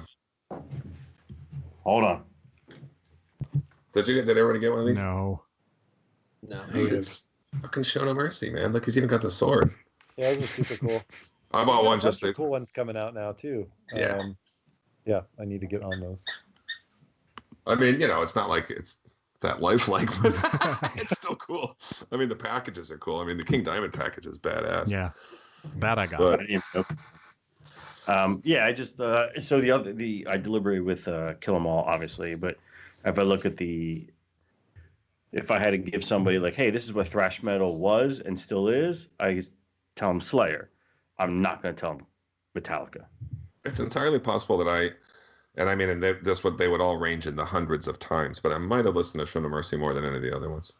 Because when I got it, it was just like a revelation. It was the only one that was out, and I was like, what the fuck? This is amazing. My number 3 is an easy one. John, you know me too well. You've mentioned a couple. Another one of my picks you spoke of earlier, but this one you just spoke of now, and you're right. It's true. I believe that Possessed Seven Churches is probably the definitive death metal album. So that's my number 3. I probably mentioned that record too much, but it was a real formative record for me. And not much more need be said. Except for the reunion record is coming out. Not reunion, the New one. Can you reunite with yourself and 5 new guys? I don't know, but So, hey, Jay, is the new album called Exorcised? It's got Jane Fonda on the cover. That's nice. Georgie. My number 3, I went with black metal. And I wouldn't say this is my favorite black metal album, but it's certainly to me the one that probably kicked off the next generation of black metal. And that would be Dark Throne's Ablaze in the Northern Sky. Yes. I love that album. Yeah. Could have chosen Transylvania. I would. I considered for me. I considered going to Transylvanian, but Yeah, it's a tough choice. Apples. It's and almost not a even apples. novelty. Apples and Transylvanian's like a novelty at this point. right. I feel like. That's the one that Fair enough. everybody is like, oh yeah, I like Transylvanian Hunger, and it's like, no, go back a little. No. Yeah, that was such a ripe time though, man. There was so many cool things coming out in that genre at that It's time. like they were like death metal, and then boom, this. Yeah. Yep. All right. Literally. Is it my Yep. turn? I've Yes, lost sir. track. It So my number 2 was my grindcore pick. And I went with Brutal Truth's Need to Control. Mm. Because I actually think I like Extreme Conditions a little better technically, because I probably was the first one I got, but Need to Control was just so like endlessly fast and ridiculous and amazing. And my quick little tale about that album, when everything seems to go back to Metal Fest at this point, but Brutal Truth played it one of the years, and I had picked up the 7-inch of God player from that album at the Earache booth, and Gurn, their guitar player, saw me holding it and was like, "Oh my God, dude, where did you get this?" And I was like, "Oh, at the Earache booth." and he ran over there and bought one because apparently they never sent him one. Wow. I just remember how excited the guy from the band was that I had his record. Cool. Matt. My number 2, I'm realizing, is a huge gimme. I don't know. It covers multiple genres. I have it down as Doom, and that is Black Sabbath, Paranoid. Nice. I thought about going with the Sabbath for Doom, but like the first 6 Sabbath albums are just genre defining, period. Yeah. Mm-hmm. Right. So I mean, yeah. you didn't Try to have to pick one. include them. Everybody just kind of assumes that. It could almost be any metal genre. Yeah, I thought Yeah. about going with Well, the first and one they, just as like the The first. genre defining Yeah. album. Yeah. Mm-hmm. yeah. So, yeah. Nice. All right, so it's me. Mhm. So, Will, I like your pick for Priest when you put them on there. However, I went a couple albums later. Let me guess. British It Steel. wouldn't be another podcast of me bringing up this album, but to me, this Priest album was maybe the first metallicized metal album. You know, it's surely not the first album to use double bass, but it's the first one to kind of speed it And up. stop calling me Shirley. Yes. I speak jive. Um, I had the But, fish. Jive ass turkey anyhow. you tell your old man if he's going to run up and down that court all night. Anyway, my number 2 is Judas Priest Stained Class. To me, it's the first metal album from a band that stands out as being actually a metal sound. You know, all this stuff before that still had that bluesy sound or a little bit of proggy sound to it. It's by far their best production-wise at that point, and I know some people disagree with that, but I think it's better than the other albums. But it's kind of the first big-name speed metal band, you know, album, at least at the beginning, even though they're not necessarily that fast. But Exciter, I mean, you hear that opening up, and that's all those speed metal bands from the 80s, I'm sure, were fans of that album, I'm guessing. So, Yep. I would call it the first, and for a long time in my mind, I had this idea of European metal, and it's the first European metal. And I agree with you. That sounds weird, but what I mean is, Scotty Ian once said that he thought British Steel was the first one to have no aspect of the blues to it or anything. It was the first true real metal album. But I agree with you. I think it was Stained Class. Stained Class was like that genre coming into its pure. It was a pure heavy metal album from start to finish. yeah. Yeah, I mean, it kind of birthed power metal a little bit, but the early power metal, like the Iced Earth type power metal, Yeah, it kind of birthed that before it went off into the neoclassical, you know, and then the dreaded gang singing. Yeah. So, Agreed. Well, yeah, but definitely, obviously, we share love for that one. Yeah. Well, My number 2 could be slightly controversial with somebody in the lower left corner as I'm seeing them. That'd be you, Jay. okay. You're in my lower left corner too, but but you really are. Death, Scream, Bloody Gore. I feel Nice. like even though Seven Churches came out a little early, Oh yeah. We're and gonna then fight. and you know, obviously, maybe not obviously, but if you didn't know, like Chuck Schuldiner left Florida, went up to San Francisco for a while, Yep. mixed in with those guys, and came back, and he came out with Scream, Bloody Gore. I think slightly after, I think it was just months after Seven Churches came out. But I feel I looked it up once. I think it's maybe 6 to 8 months. Yeah. So, but I feel as though personally that Scream Bloody Gore is more of a traditional death metal album than Seven Churches, because Seven Churches sort of still is like his vocal styles. It's some of the, thrashier. like, yeah, it's a little bit thrashier, where I think Scream Bloody Gore is like way more into what we now consider death metal. So Actually, I'll go even one better, Will, and take your side of the argument and say, and Possessed was really still focused on the satanic thing, and death metal really isn't always that. You know what I mean? Like Death was the first one to go, no, let's talk about death. You know what I mean? So like it's for the subject matter itself, like zombie rituals, and all that stuff. Yeah. what is the theme? What is the joke? Black metal is Tolkien, and death metal is Cthulhu. Is that it? The stories? I don't know. That's a good one. Yeah, That'd I be think fun to sit and figure those out. Yeah, I think that's the joke. That's the kind of avenues they kind of take when they have I'll buy subject that. matter. Yeah, I'll buy that. Yeah. Jay. All right. No, I don't argue with you on that one. No, that's I think those are both legitimate. We could call it a tie. I did choose a Doom record, George, and I didn't think it had to be by default Sabbath, but I decided to go with Sabbath because, they are the Godfathers and all that. And John made some good points too. You could just pick any of this first 6.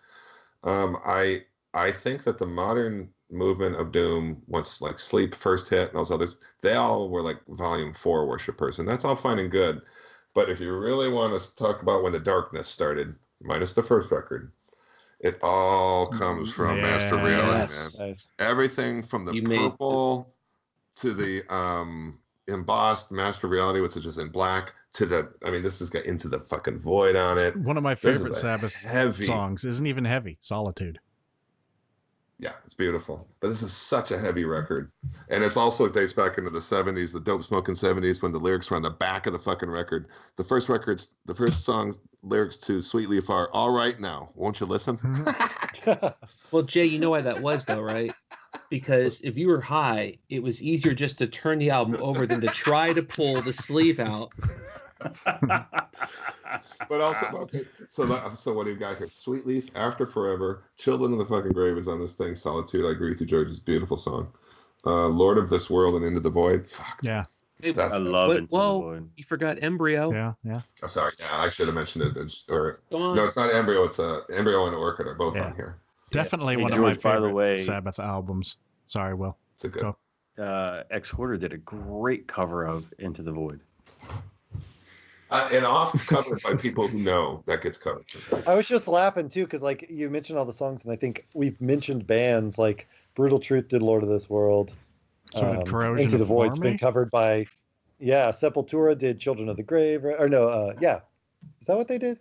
No, they did Symptom of the Universe. Sorry, but yeah, it's just like all the bands we've mentioned have covered songs from that album. Well, shit. There's a band called Orchid, right? And don't they have an album cover that kind of similarly looks like that? Yeah, their whole vibe is based on that record. Yeah. So when I bought Master of Reality back in 1980, whatever, I bought it on a 7th grade school trip to Toronto because I lived in Michigan, and so Toronto was where we went. And naturally, we went to a music store, and I was like, I'm going to buy some metal. And I bought Masters of Reality. And I don't know if you ever noticed, I don't even know if this is a thing, but that's the one thing that I think of with this album is when I bought this cassette in Canada, the cassette itself was black. Mm-hmm.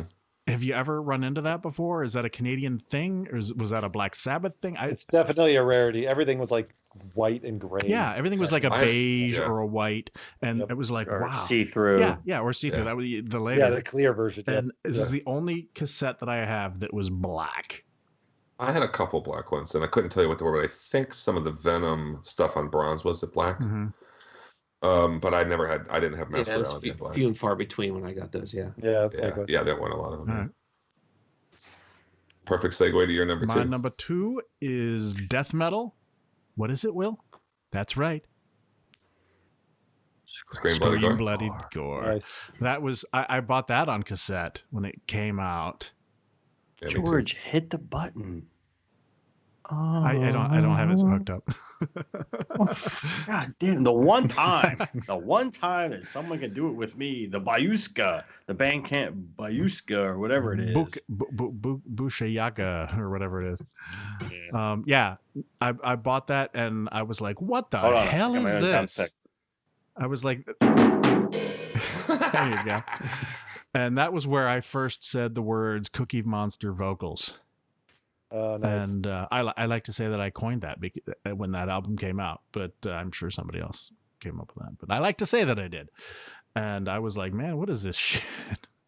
But eventually I came around to it. And for me, that is death metal. I mean, I liked Seven Churches too, but I thought it was thrashier. This for me was the beginning of death metal. They are very different in truth, and I do remember when Scream Bloody Gore came out, and I was super excited by it. I mean, but I have to say, I didn't really think of it as being like the Possessed record. Now that I think about it, and I didn't really think of, the reason Possessed gets the title if they get it is because they have a song called Death Metal on that record. Yeah. I mean, when the Death album came out, song on the it album wasn't death metal. At least to me, it was just there weren't really genres at that point. It was everything was metal, and there was good metal and there was bad metal. Yeah, and there's people that sang and people that they didn't really sing. But yeah. Actually, I like that question. Okay. Sorry, Trevor. Legit. So, at the time, was it called hair metal? No. Okay, there was hair metal. So that's but I mean, it was called shit. No, you know what I would say? Everything from Death to Possessed to everything for the first 5 years was all thrash metal. Everybody called it all thrash. It's anything that was hyper speed and blah blah blah. Everyone was like, yeah, I like thrash speed metal. Speed. Yeah, but speed. Hey, it was actually speed metal before that. Yeah. When I was, because I'm a few years older than you guys. On the back end, and it wasn't called thrash necessarily yet. When I got into Metallica and Slayer and all that, it was definitely older. It was called speed metal, speed or thrash, and but probably more speed. You're right. And then a lot of these genres didn't come until much later that people went back and called them that. Possessed, in all honesty, as much as I love them, was a joke of a band. Nobody fucking liked them, dude. The people in the Bay Area here hated them, and they were a Bay Area band. And they had a song, Death Metal. People aren't going to name a genre after this dumb fucking band song and everything. I mean, there was a kid in every state like me that lived in a trailer somewhere that bought this record and loved it. And then we all found each other when the internet came out and decided it was a genre. Yep. You know what I mean? Well, that's funny you say that, Jay, because that happened in England with a band that had a song called black metal. That's exactly. So that was my comment. Yeah. I have had an epiphany here, which is, so we've got Venom and black metal. We've got death metal. We've got, there was an unreleased until later enslaved song called Viking metal. Yeah. We talked earlier about labeling my band with a new genre. So not only do we need a label, I need to record a song called that. Yes. So that 20, 30 years down the road, there will be a whole genre named after so you can own what it. I've done. Hey, Matt, you want to chime in with a core, Matt? Well, I mean, finance your EP. That's right. That is a 20-minute long song that is called whatever metal, something metal. Blackened technical death metal. That's right. And 20 years from now, we'll be like, they were keeping it real, dude. They were the foundation. Actually, George, I would point out you brought up one of the other ones, which is I don't know that people called it Doom until Epicus Doomicus Metallicus came out.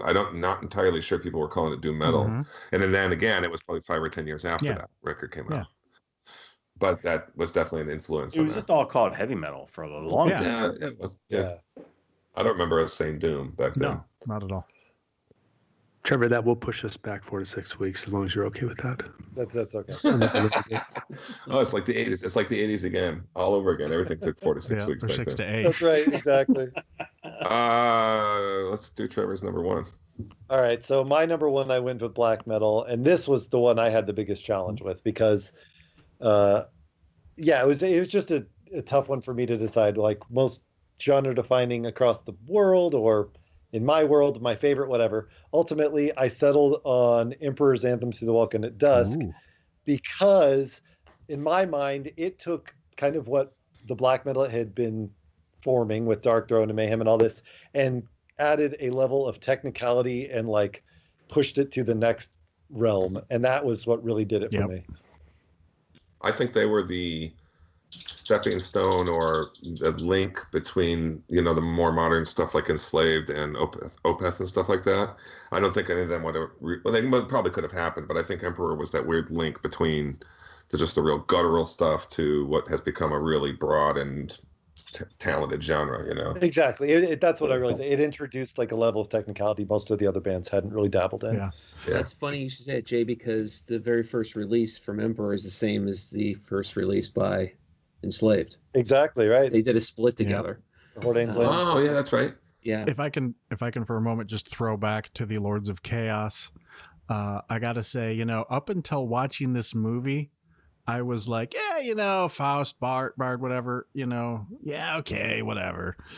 But then after watching him kill that guy in the movie, I was like, oh yeah, he sucks.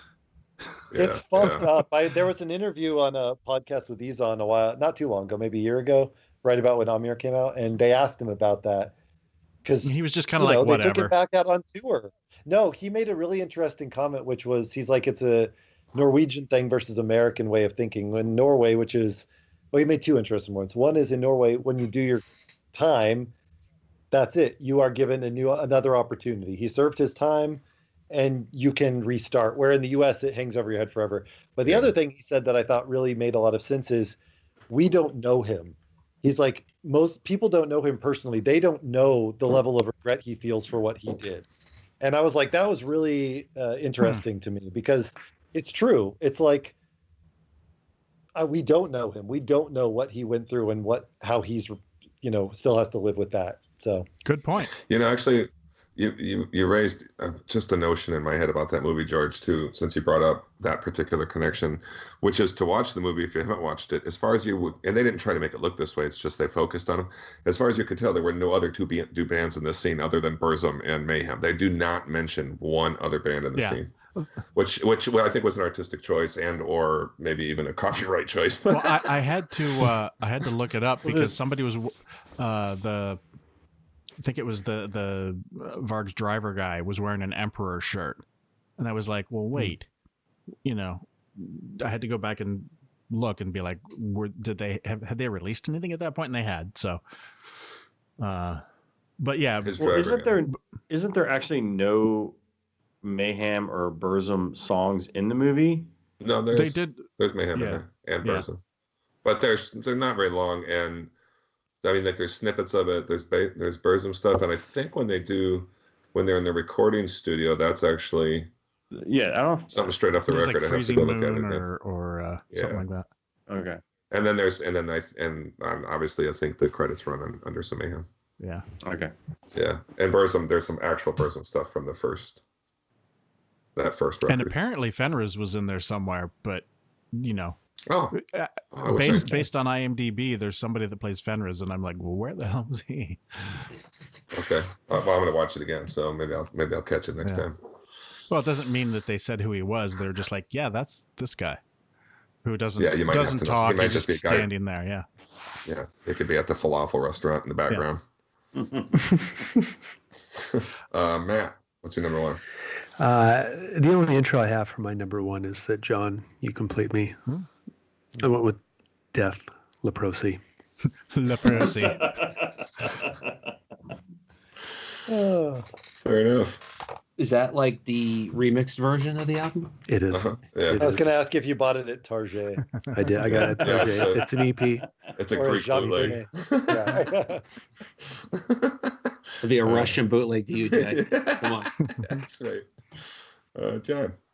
So I scrapped my number one because of something Will said and something that Matt said, and I didn't want it to be so obvious. So while we're talking, I realized I should have had a Doom album on my list.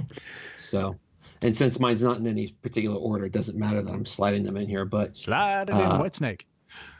Nice. There you go. The only band that every Master song Box Sets just came out. It's good. Yeah. Every song's about his penis. The band is about his penis. That's true. Pretty much. That's true. But I can't knock him because he lives in Tahoe, and I didn't know that. So we have a connection. He's on the Nevada side, so whatever. $10 for whoever can say the keyboard player and slide it in is. Oh. Did John Lord play on that record? It was fucking John Wow. Lord. Yeah, that was the last record he did. Yeah. Well, you can just with send him them. $10 to PayPal via Bandcamp. Venmo, Well, PayPal. you know what? Venmo. I bought his record tonight, so he gets $12.99. I got it on iTunes. Now I'm just going to keep the money and never send it to you. Understood. Fair enough.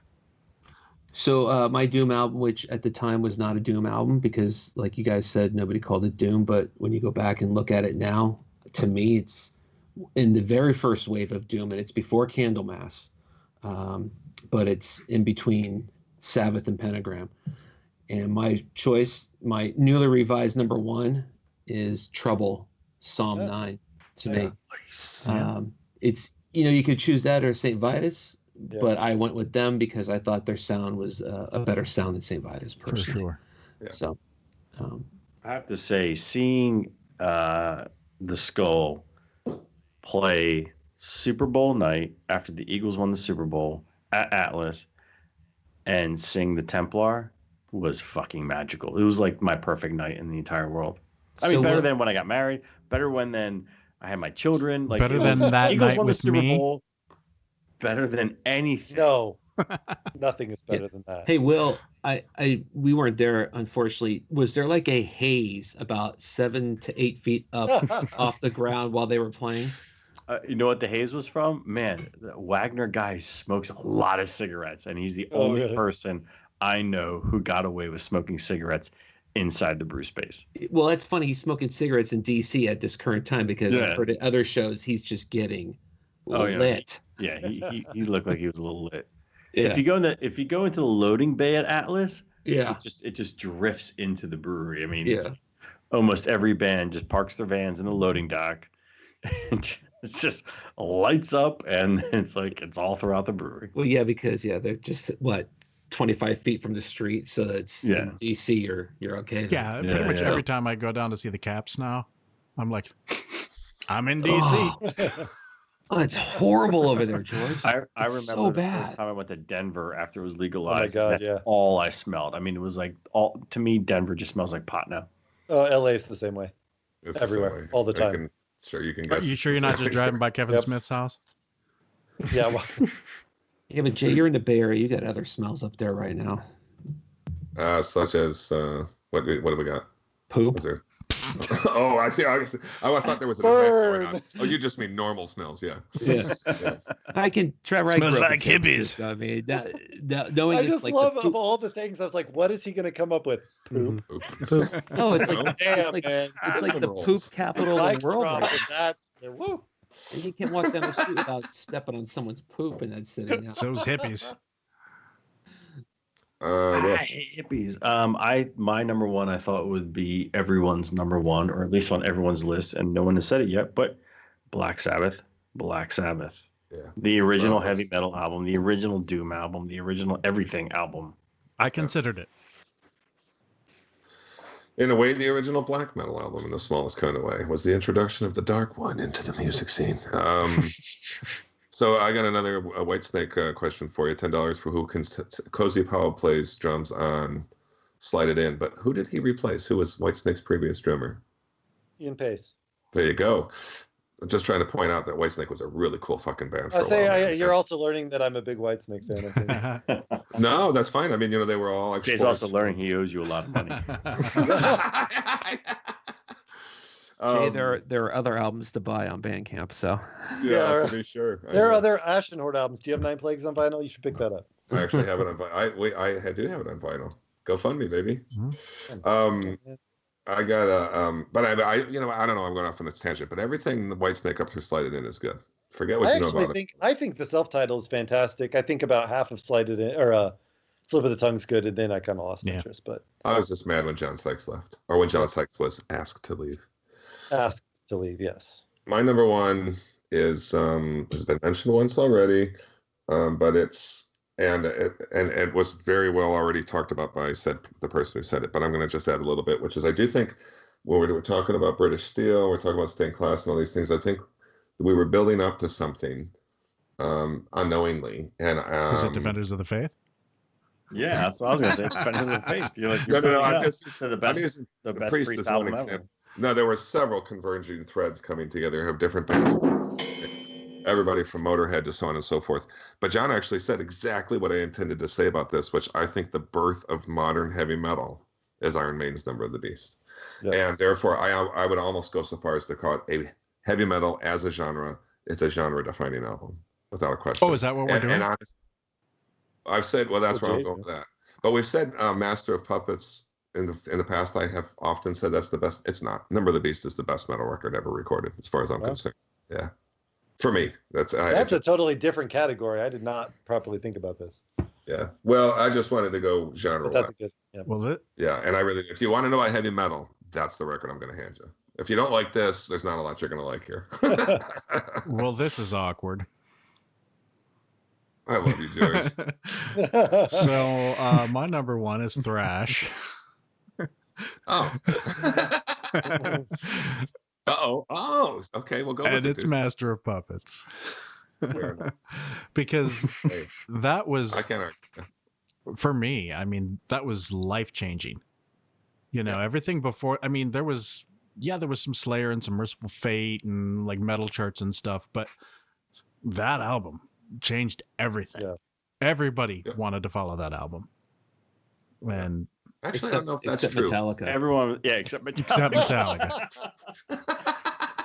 You know what's really funny, George, is that's the album I scrapped as my number one because Will said, "Nah, fuck that. I went with Slayer over Metallica." Yeah, I know. Garage." I was like, "Oh man." okay. And then Matt said, "I think I took an obvious choice." I'm like, "Oh man, I totally fucked up with my number one." You could have had my back. Well, bear in mind, George, it's one that I have long said was the best. That's true. I'm going to kind of go with Never the Beast these days. But there's not a wasted second on it. I remember when I got it, my brother actually bought it before I did, and he came home from school one day, and I was like, "Did you even fucking listen to this, dude?" Yeah, I'm like, "Why did you loan this to me? You should be doing nothing but listening to this." Yeah, that was like, because I bought that like, I don't know, like what, May Are we of talking about 1986? Number of the Beast or Master of Puppets? Master Puppets.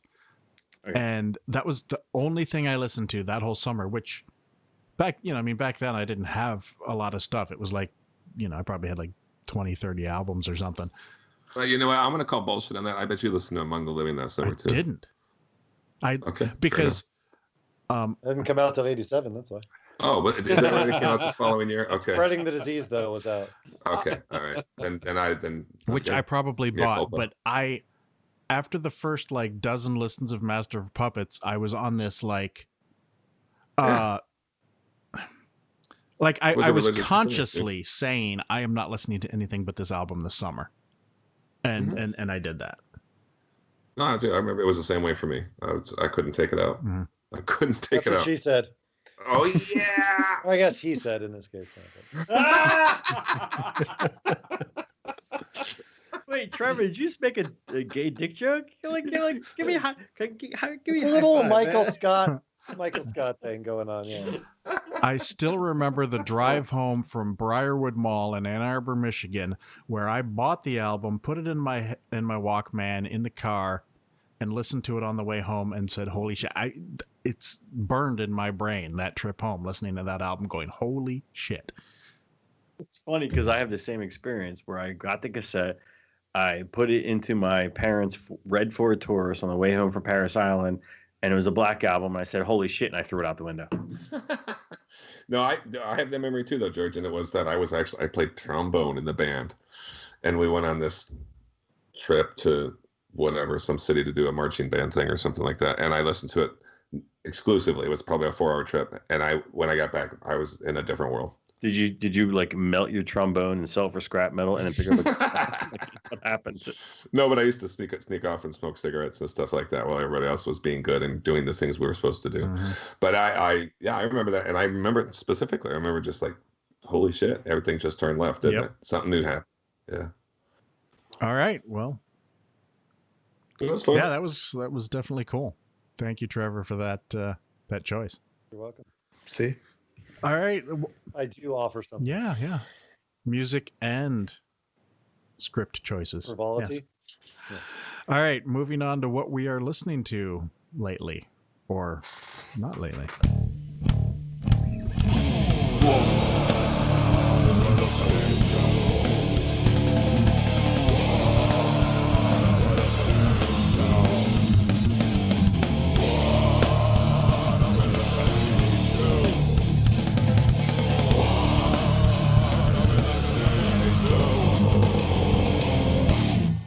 Trevor, what are you listening to? All right, so I threw a bunch of stuff. This is what's been on my wish, or not my wish list. I actually have it. My have list. What I've been listening to this week. Queensryche, The Verdict, I think is phenomenal. I really love it. I like the last two records, but this one, I don't know. It's a little faster. I think it's great. I've been listening to. I really like this. I think I posted on Facebook this Altitudes and Attitude record that Frank Bello and Dave Ellefson did. I really didn't quite know what to expect because I'd forgotten about the EP that I bought years ago. It's great. It sounds like a kind of medley Foo Fighters record. It's really good. And then I've been really into like old British punk and modern punk. So yeah, Casualties. I love GBH's City Babies Revenge album. It's fucking awesome. That has been like on endless rotation in my house. I tried the new LA Guns, thought it was really not interesting at all, but been listening to it to try to like it. The new Tesla, I'm really torn on. I know that's not particularly metal, but it's like Tesla meets Def Leppard. It's a little bit different. Well, it was actually produced by one of the guys in Def Leppard, wasn't it? Yeah, Phil did it, and it's good, but I don't know. I have mixed feelings about it. And I know this came out like probably a couple months ago, but I really dig that John Garcia and the Band of Gold album. It's very cool. Nice. Oh, and lastly, Nebula. I mentioned earlier, Eddie Glass. I'm a huge Nebula fan, and they just got back together and they put out an album of old demos from kind of like their whole career, and it's the songs they didn't release are just as good as the ones they did. Awesome. So there you go. Cool. Matt. Let's see. Some sludge doom, a band called Thraw. The album is Gardens of Rot. Been listening to a ton of Misery Index. I'm loving Rituals of Power. Noisem, I'm digging that album as well.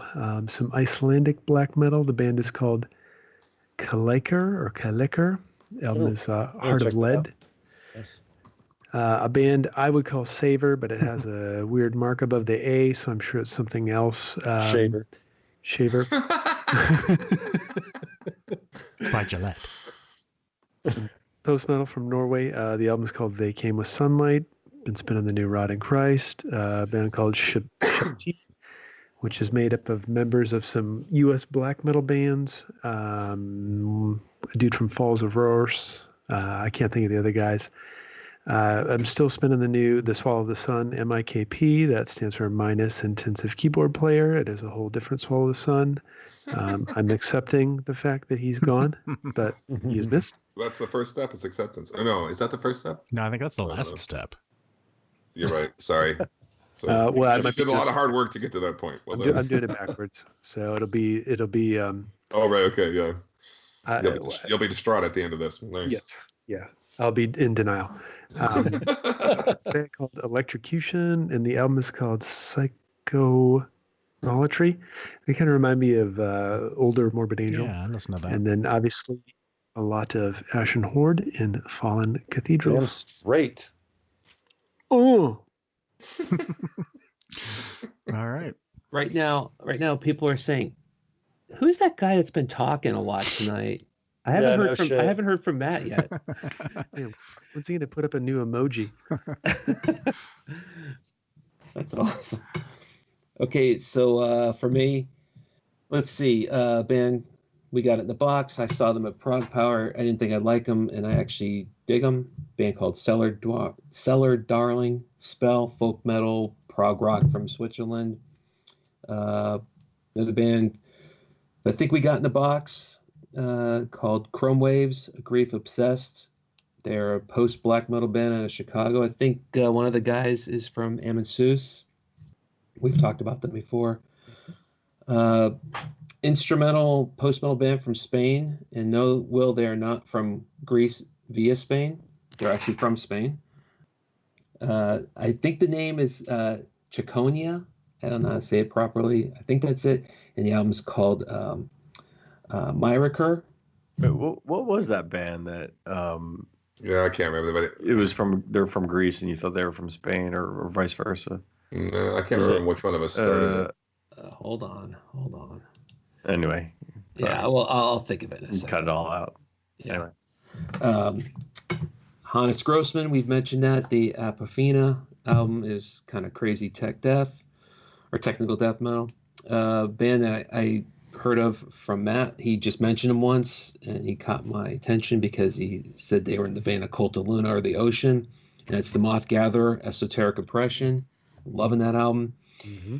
George turned me on to Warm Witch yesterday by saying, "Has anyone listened to this yet?" And I went and listened to it, and I actually dug it. That's the new one that's coming out, I guess, in a week or 2 weeks?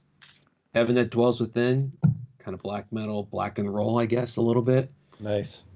And then, I don't know, some band, Ashen Horde, Fallen Cathedrals. I've been listening to that a lot lately. Yeah, I hear that guy's a fucking dick, so maybe don't say that. No, I didn't hear that. No, I didn't hear that either. I thought it was You all right. will. Just wait. Yeah. You will. It'll be in the comments. Hey, Will, Ocean of Grief. Oh, yeah. Yeah, Ocean of Grief. Yeah. God, that was such a good album. I can't believe That was an answer to this. That was an answer to the Spanish Greek thing for anybody wonders if John just sent Will a secret message. Yeah. Will, the bacon is in the oven. The pearl is in the river. I'm on it, sir. Yeah. The dude called. He's got the shit. That's a terrible code word. Does anybody know what The Pearl is in the River is from? It's a movie. Is it Big Trouble in Little China? Just a guess. That's always my first guess, by the way. Like you could have said, which Rocky movie does Rocky get defeated in the second run? I'd have been like, Big Trouble in Little China. It's a fucking great movie, man. I'm totally on board with that, Jay. There's a band here that we played with a bunch that were the name of the bad guy. What was his name? I'll look it up. Well, the movie that I was referencing stars Chevy Chase and Carrie Fisher, if that helps. Oh, The Blues Burbs? Brothers. No. Under the Rainbow. Oh shit! Wow, I haven't even heard that mentioned. Yeah, I know, me neither. But I always go. That might be the The first time I've heard Pearl it is mentioned. in the river, and Is it a it's good in the- movie? I No, don't it's think I've ever not seen good. I mean, yeah. Jay, are you actually a Big Trouble in Little China fan? Oh hell yeah! Yeah, definitely, dude. Okay. Oh, and Egg Shen was there was a Yeah, band here yeah, called Egg Egg Shen. Shen, We used to yeah. play with all the time. Because Yeah, Jack that Burton was says so. Hell yeah! The Pork Chop Express. It was out right around the time as Buckaroo Banzai, and I think I spent a lot of time watching both of those movies. You know what I mean? Like back and forth. Yeah. Not that they were Like, terribly similar, but HBO recently has been playing Fletch and Spies Like Us. So I'm like on a big Chevy Chase Doctor? fan. Chevy Doctor? Chase Doctor. Doctor. I'm not a Chevy Chase fan, but Fletch is an awesome movie. It is. Yeah, he's funny in that. Yeah, he is funny in that. Actually, National Lampoon Christmas was on last night for some reason. Last night. Yeah, isn't that weird? Timely. Yeah, but that I is caught that the is one last of 2 the minutes like of it. greatest holiday movies. ever. Yes, it is. Yep. Mm-hmm. Where are we at here? Will, what are you listening to? I'm gonna go a little out of the order that I initially had, but I bought an album called Void Tripper, Sabbath Worshipping Doom instead of Satan Worshipping Doom. So I think they're That's from one Brazil. step away. Yeah, I think they're from Brazil, but anyway, it's pretty good, tongue-in-cheek doom metal. You know, Sabbath-y doom metal. The Noisome, Cease to Exist. Ordos, The End. I've been listening to a lot of the Overkill, The Wings of War. It's a really great album. Might make my list at some point. There's this great like death doom band called Fagus.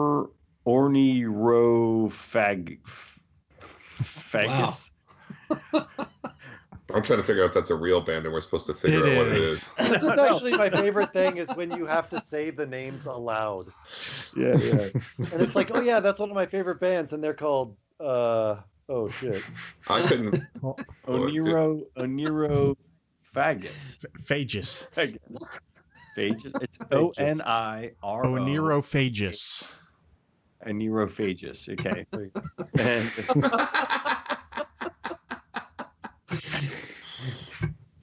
The name of the album is called Endarkment and Illumination Through Putrefaction. And anyway, good death doom album. And then Wretched Fate, Fleshletting. If you're a fan of Swedish death metal, check that out. Rotted Pestilent Tomb. And then obviously the Ashen Horde, Fallen Cathedrals. And then last but not least, Deceased, Ghostly White. And I'm hoping I have an announcement to make at some point later about Deceased.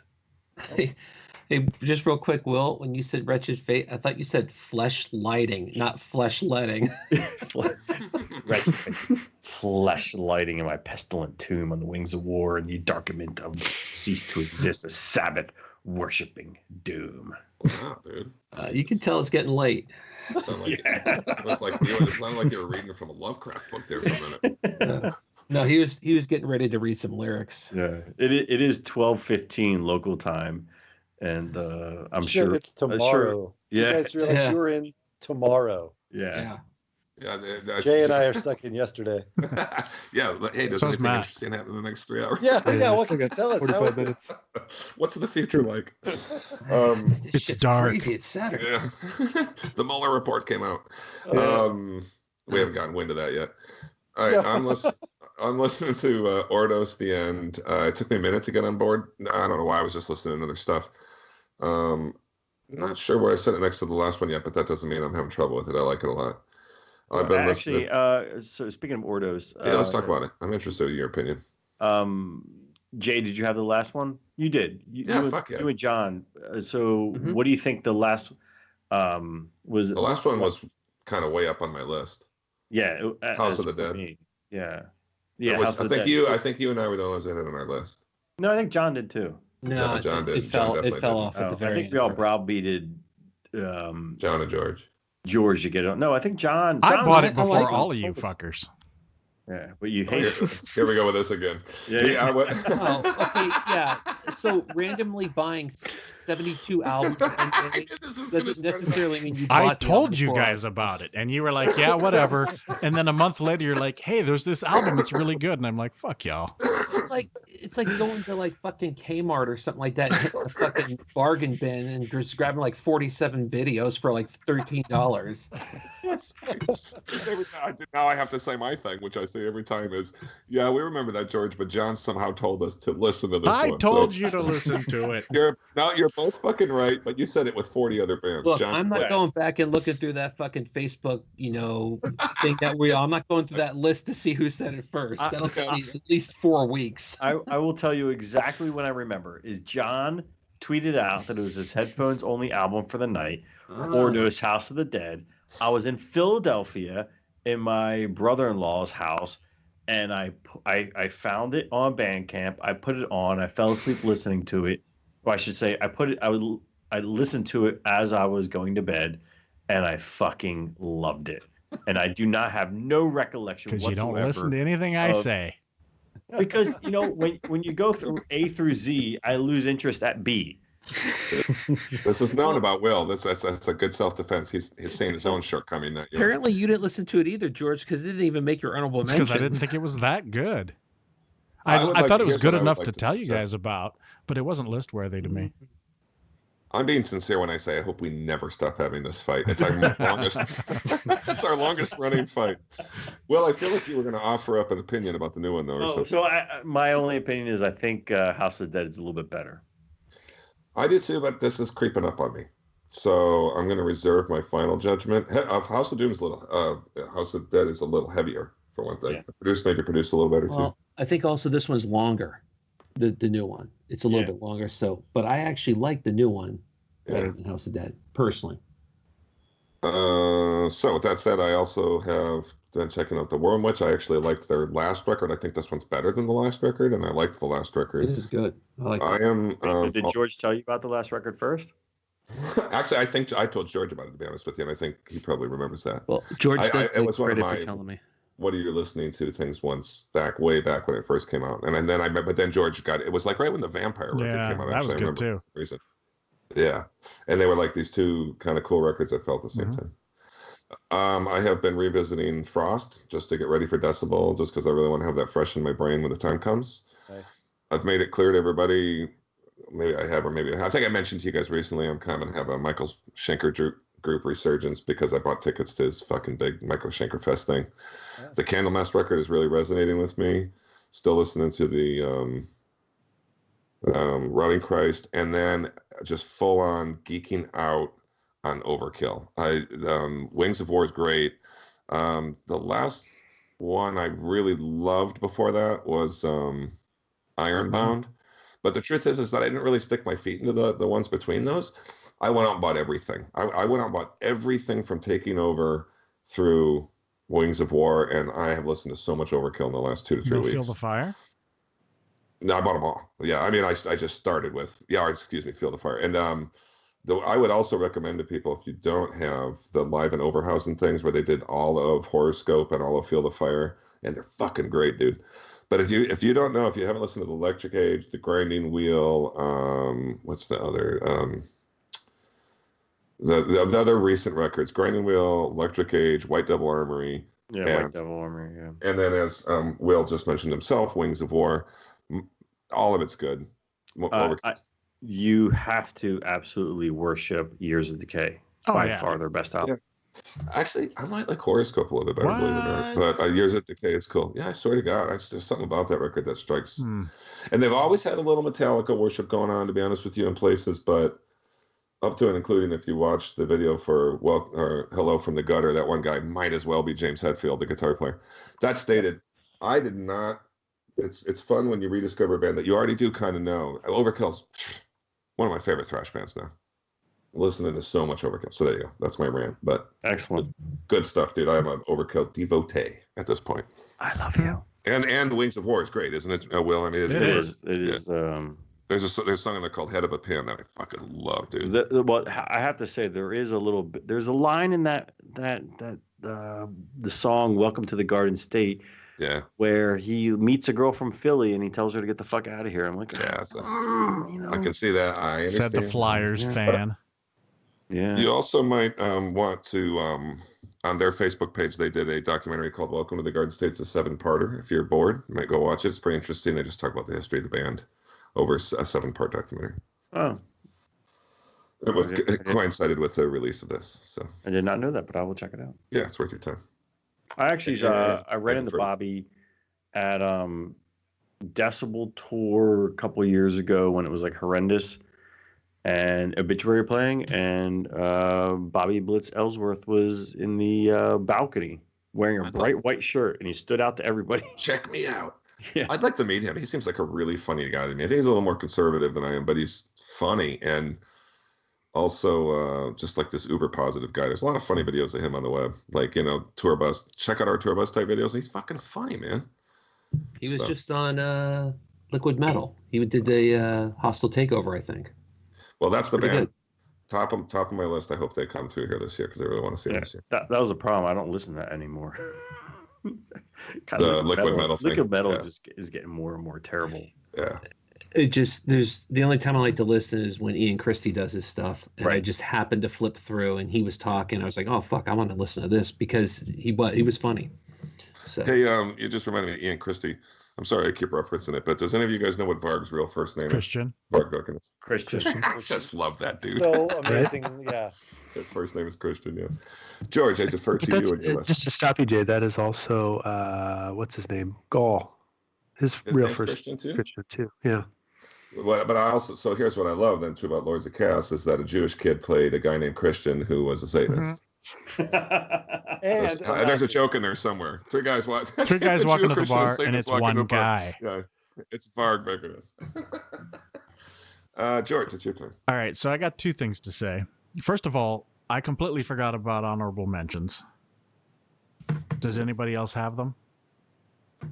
I have one, but it's kind of a gag a little bit. If you got a second, I would say everything you guys said is an honorable mention. Yeah, that's exactly. the easiest way to do it. Because a lot of you guys did. Because I had like other genres that I wanted to mention.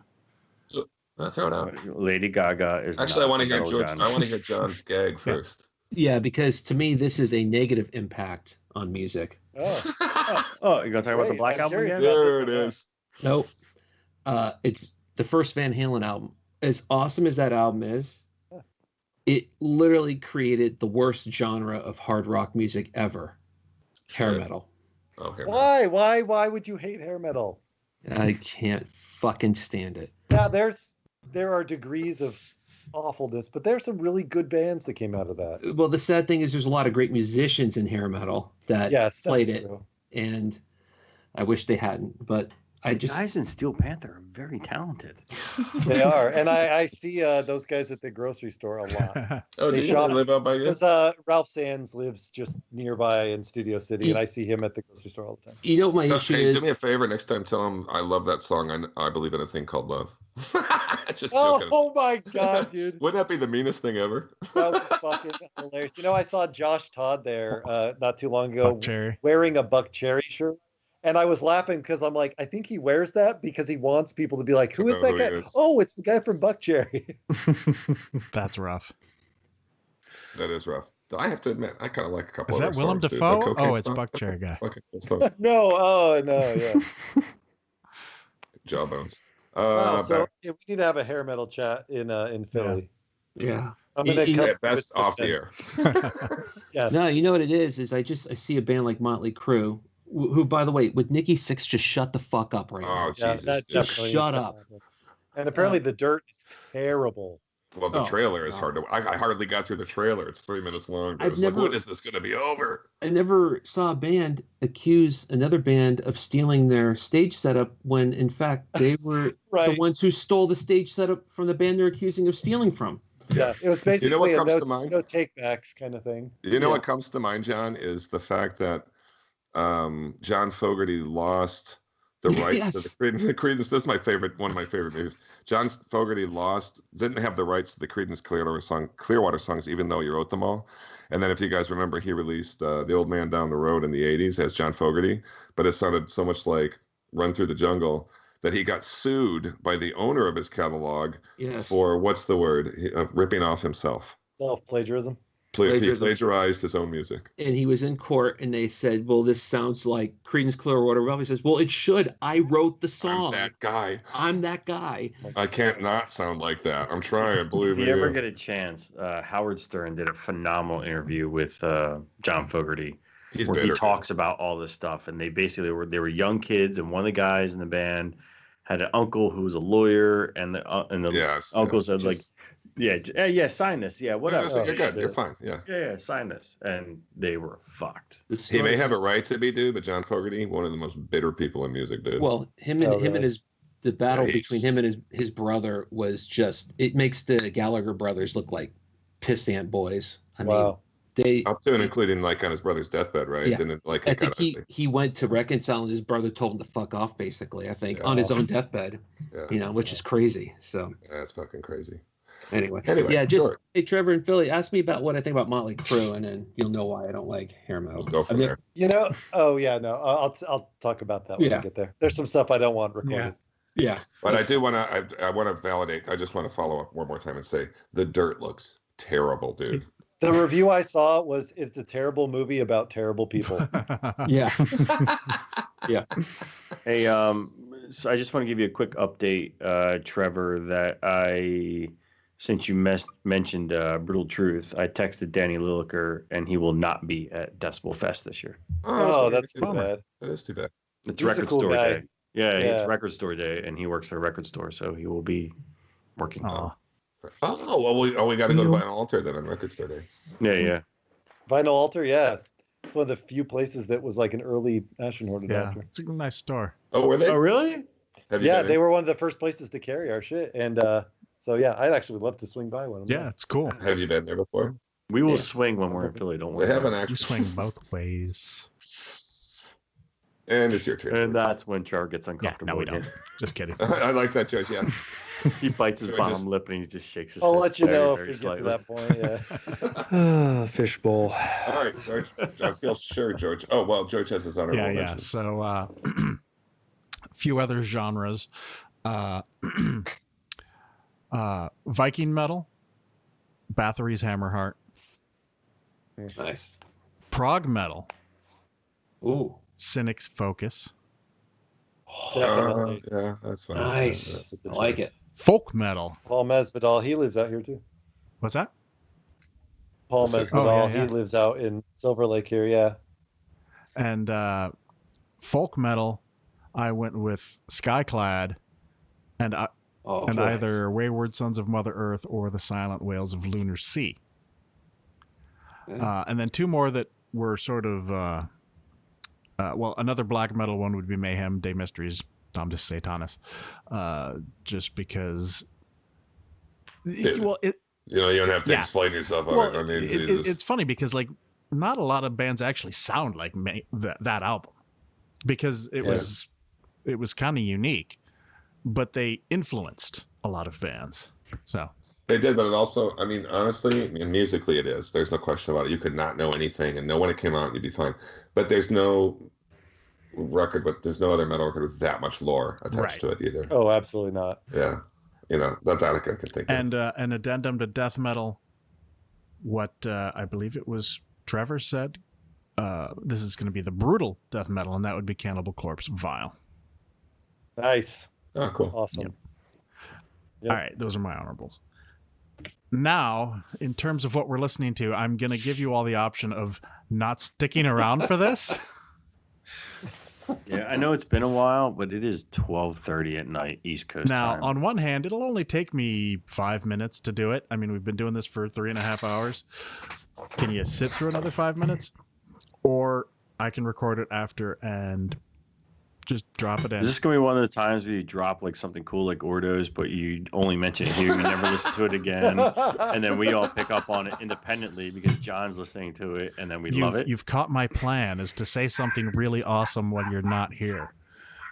And then... Just by sheer volume alone, Will, that almost can't not be true. There's got to be some real gems in here. Yeah, I've got... George, are you actually listening, or are you just reading these off of Metal Storm? I have listened to all of these albums front to back, but it's been over a month. It's just new albums out. And today. a lot of these are grindcore, so it only takes 10 minutes to listen to them.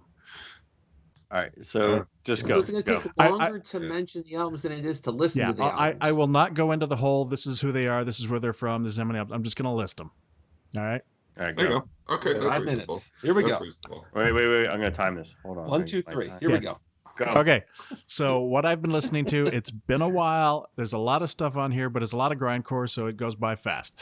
So, and most of this stuff isn't even new. It's just stuff that I've been discovering. So, Anti-Gamma, Depressant, I've been listening to a lot of them, but that's their most recent one. I've been checking that out. Axis of Despair, Contempt for Man, more grindcore. Basilisk, Emergence, death metal. I don't know why Will doesn't listen to this, but he should. They're playing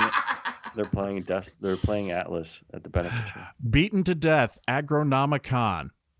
Benighted, Necrobreed. Cephalic Carnage, Misled by Certainty. Full of Hell, Trumpeting Ecstasy. I know Will likes them, and I should have listened to this, but I didn't. And this is really what sent me down the grindcore path lately. Hey, tell me which one to buy, because I know you've been talking about Trumpeting it. Trumpeting Ecstasy. They've got a new one coming out in May. All right, I'll buy And that what right the now. hell, Will? There's the Decibel flexi disc that's fucking horrible from them. But Yeah, it is weird. 1 minute you're on F. all right, Doing pretty good. He's doing pretty Hemorrhage, We Are the Gore. Infant Annihilator, the Elysian Grand Evil Galeriarch. Insect Warfare, World Extermination. That's an oldie but a goodie. Yeah, that's a good one. Laceration, Remnants. It's a compilation album, but it's really cool and it's new. Chris from Infero Brew told me about this one. Lock Up, Demonization. I know the band, but I'd never really listened to it. Magruder Grind, number 2. A misnomer of a band called Mellow Vocals, and the album is X or 10.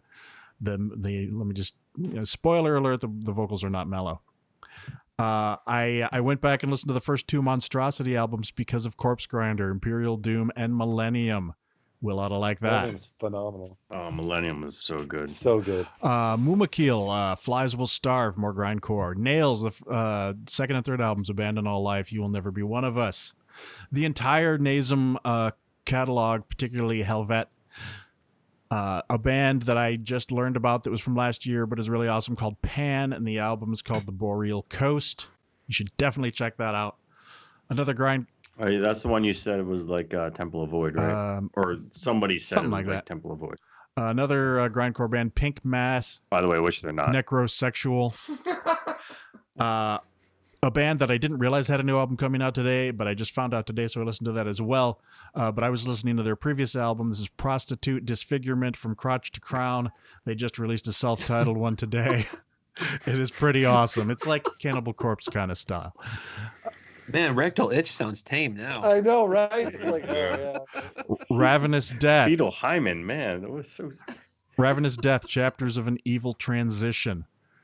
Terrorizer, Caustic Attack, really good. Back to Galen, Trap Them, Crown Feral. The new Venom Prison album, Sam Sarah, which is surprisingly good. Where are we? Where am I? 3 something? I can't see it. 3 minutes. I got plenty of time. I'm almost done. You're doing great. They're playing at Decibel, Wake, and Misery Rights, more grindcore. And Atlas. And Atlas. The day after Decibel, they're playing Atlas. And the collaboration between Aransi Pazuzu and Dark Buddha Rising, Waste of Space Orchestra, Synthiosis. Yeah, nice. Another grindcore, Whores Nation. The album is called Mephitism. I never thought I would listen to this band, but I found that I really dig it, and it is Wormrot. And their album Voices. And the last one we've already mentioned, Worm Witch, Heaven That Dwells Within. I'm so, dude, I'm so glad you mentioned that Trap Them record, because I think Crown Feral is so fucking heavy. It's so what's my final time? 4 minutes. 4 minutes. Could you really not spare 4 seconds. minutes? Come on. But I have to tell you this. Well, we about did. 30, We were at all least still 30 here. seconds of that was you, Will. Yeah, you were eating my time, bitch. You know, it's I just funny, have to George, say, is I that always feel like such a basic bitch when you guys give your list of bands I've never heard of, and I'm throwing out like Tesla and LA Guns. No, dude. We all pale in comparison. And there's more. There's Yeah. so many more, but these are the ones that I really liked.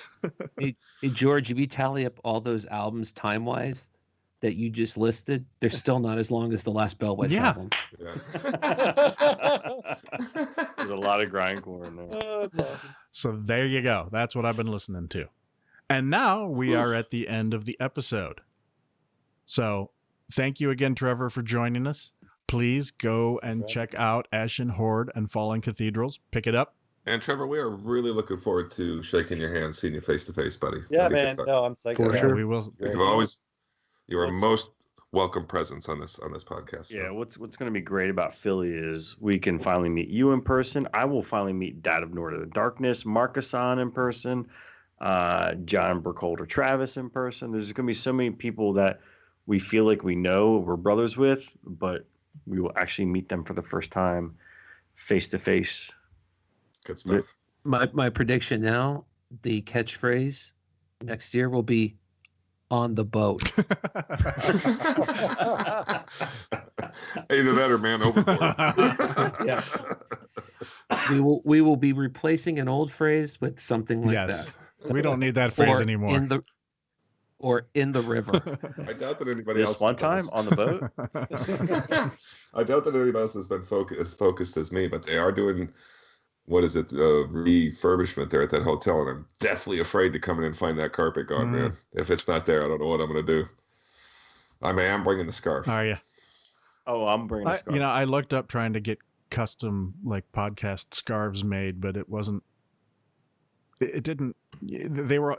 It wasn't cool. No, well, the only We're ones that talking did custom Steven scarves, it was just one little square of it. It wasn't something that would go across the whole scarf. So, it was. I mean, if you want, I can find out because Atlas has scarves, and You got a scarf guy? Scarf guy? Yeah, they got a football scarf. Who's your scarf guy? It's funny because Chemist at one point, Danny from Denver, just called me up. Was like, "Who's your T-shirt guy?" Because when they were coming to Death Fest, they're like, oh, "Who's your T-shirt guy? Let's get some T-shirts made in Baltimore." Who is your T-shirt I guy? only do scarves. I don't know. I have to look it up again. 'Cause, It's actually in Maryland, but it's not far from. Because our T-shirt guy down in Charlottesville is not making me happy. I'm gonna send you guys a link when we get off up to where that shining scarf that I have came from, because they've got Slayer scarves and stuff too, and they're all really plush and cool. So I'll send, and there's all kinds of weird, gross and grody stuff zombies or something. I'll send it I to wonder you. what the weather's. I like out of context you talking about when I get off in scarves. I feel like this last little bit. Is it autoerotic asphyxiation? Yeah, thing? whatever you're into, man, it's cool. That's why they have to change the carpet at the. I gotta wonder what the weather's going to be like, if it'll be scarf weather or not. Oh, It's hard to say. it's always scarf weather. All right. Well, I guess that will do it this time. Make sure to go out and check us out on Facebook and Twitter and Bandcamp, and check out Trevor on Bandcamp, as we already said. And until next time, we remain the Metalheads Podcast.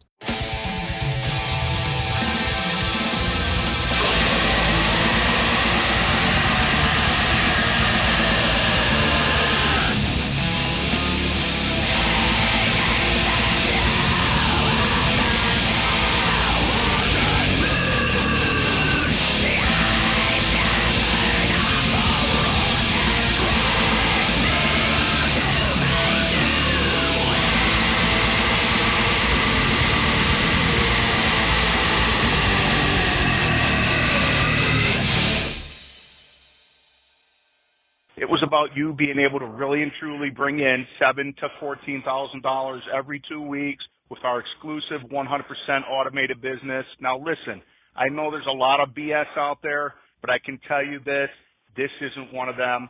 So press 3 on your phone right now to hear a straight to the point recorded message that will give you further details. Again, press 3 right now to get the details on our highly leveraged, high-income business, or you can press 9 to be removed. So press 3 now to get all the details, and I look forward to connecting with you very soon.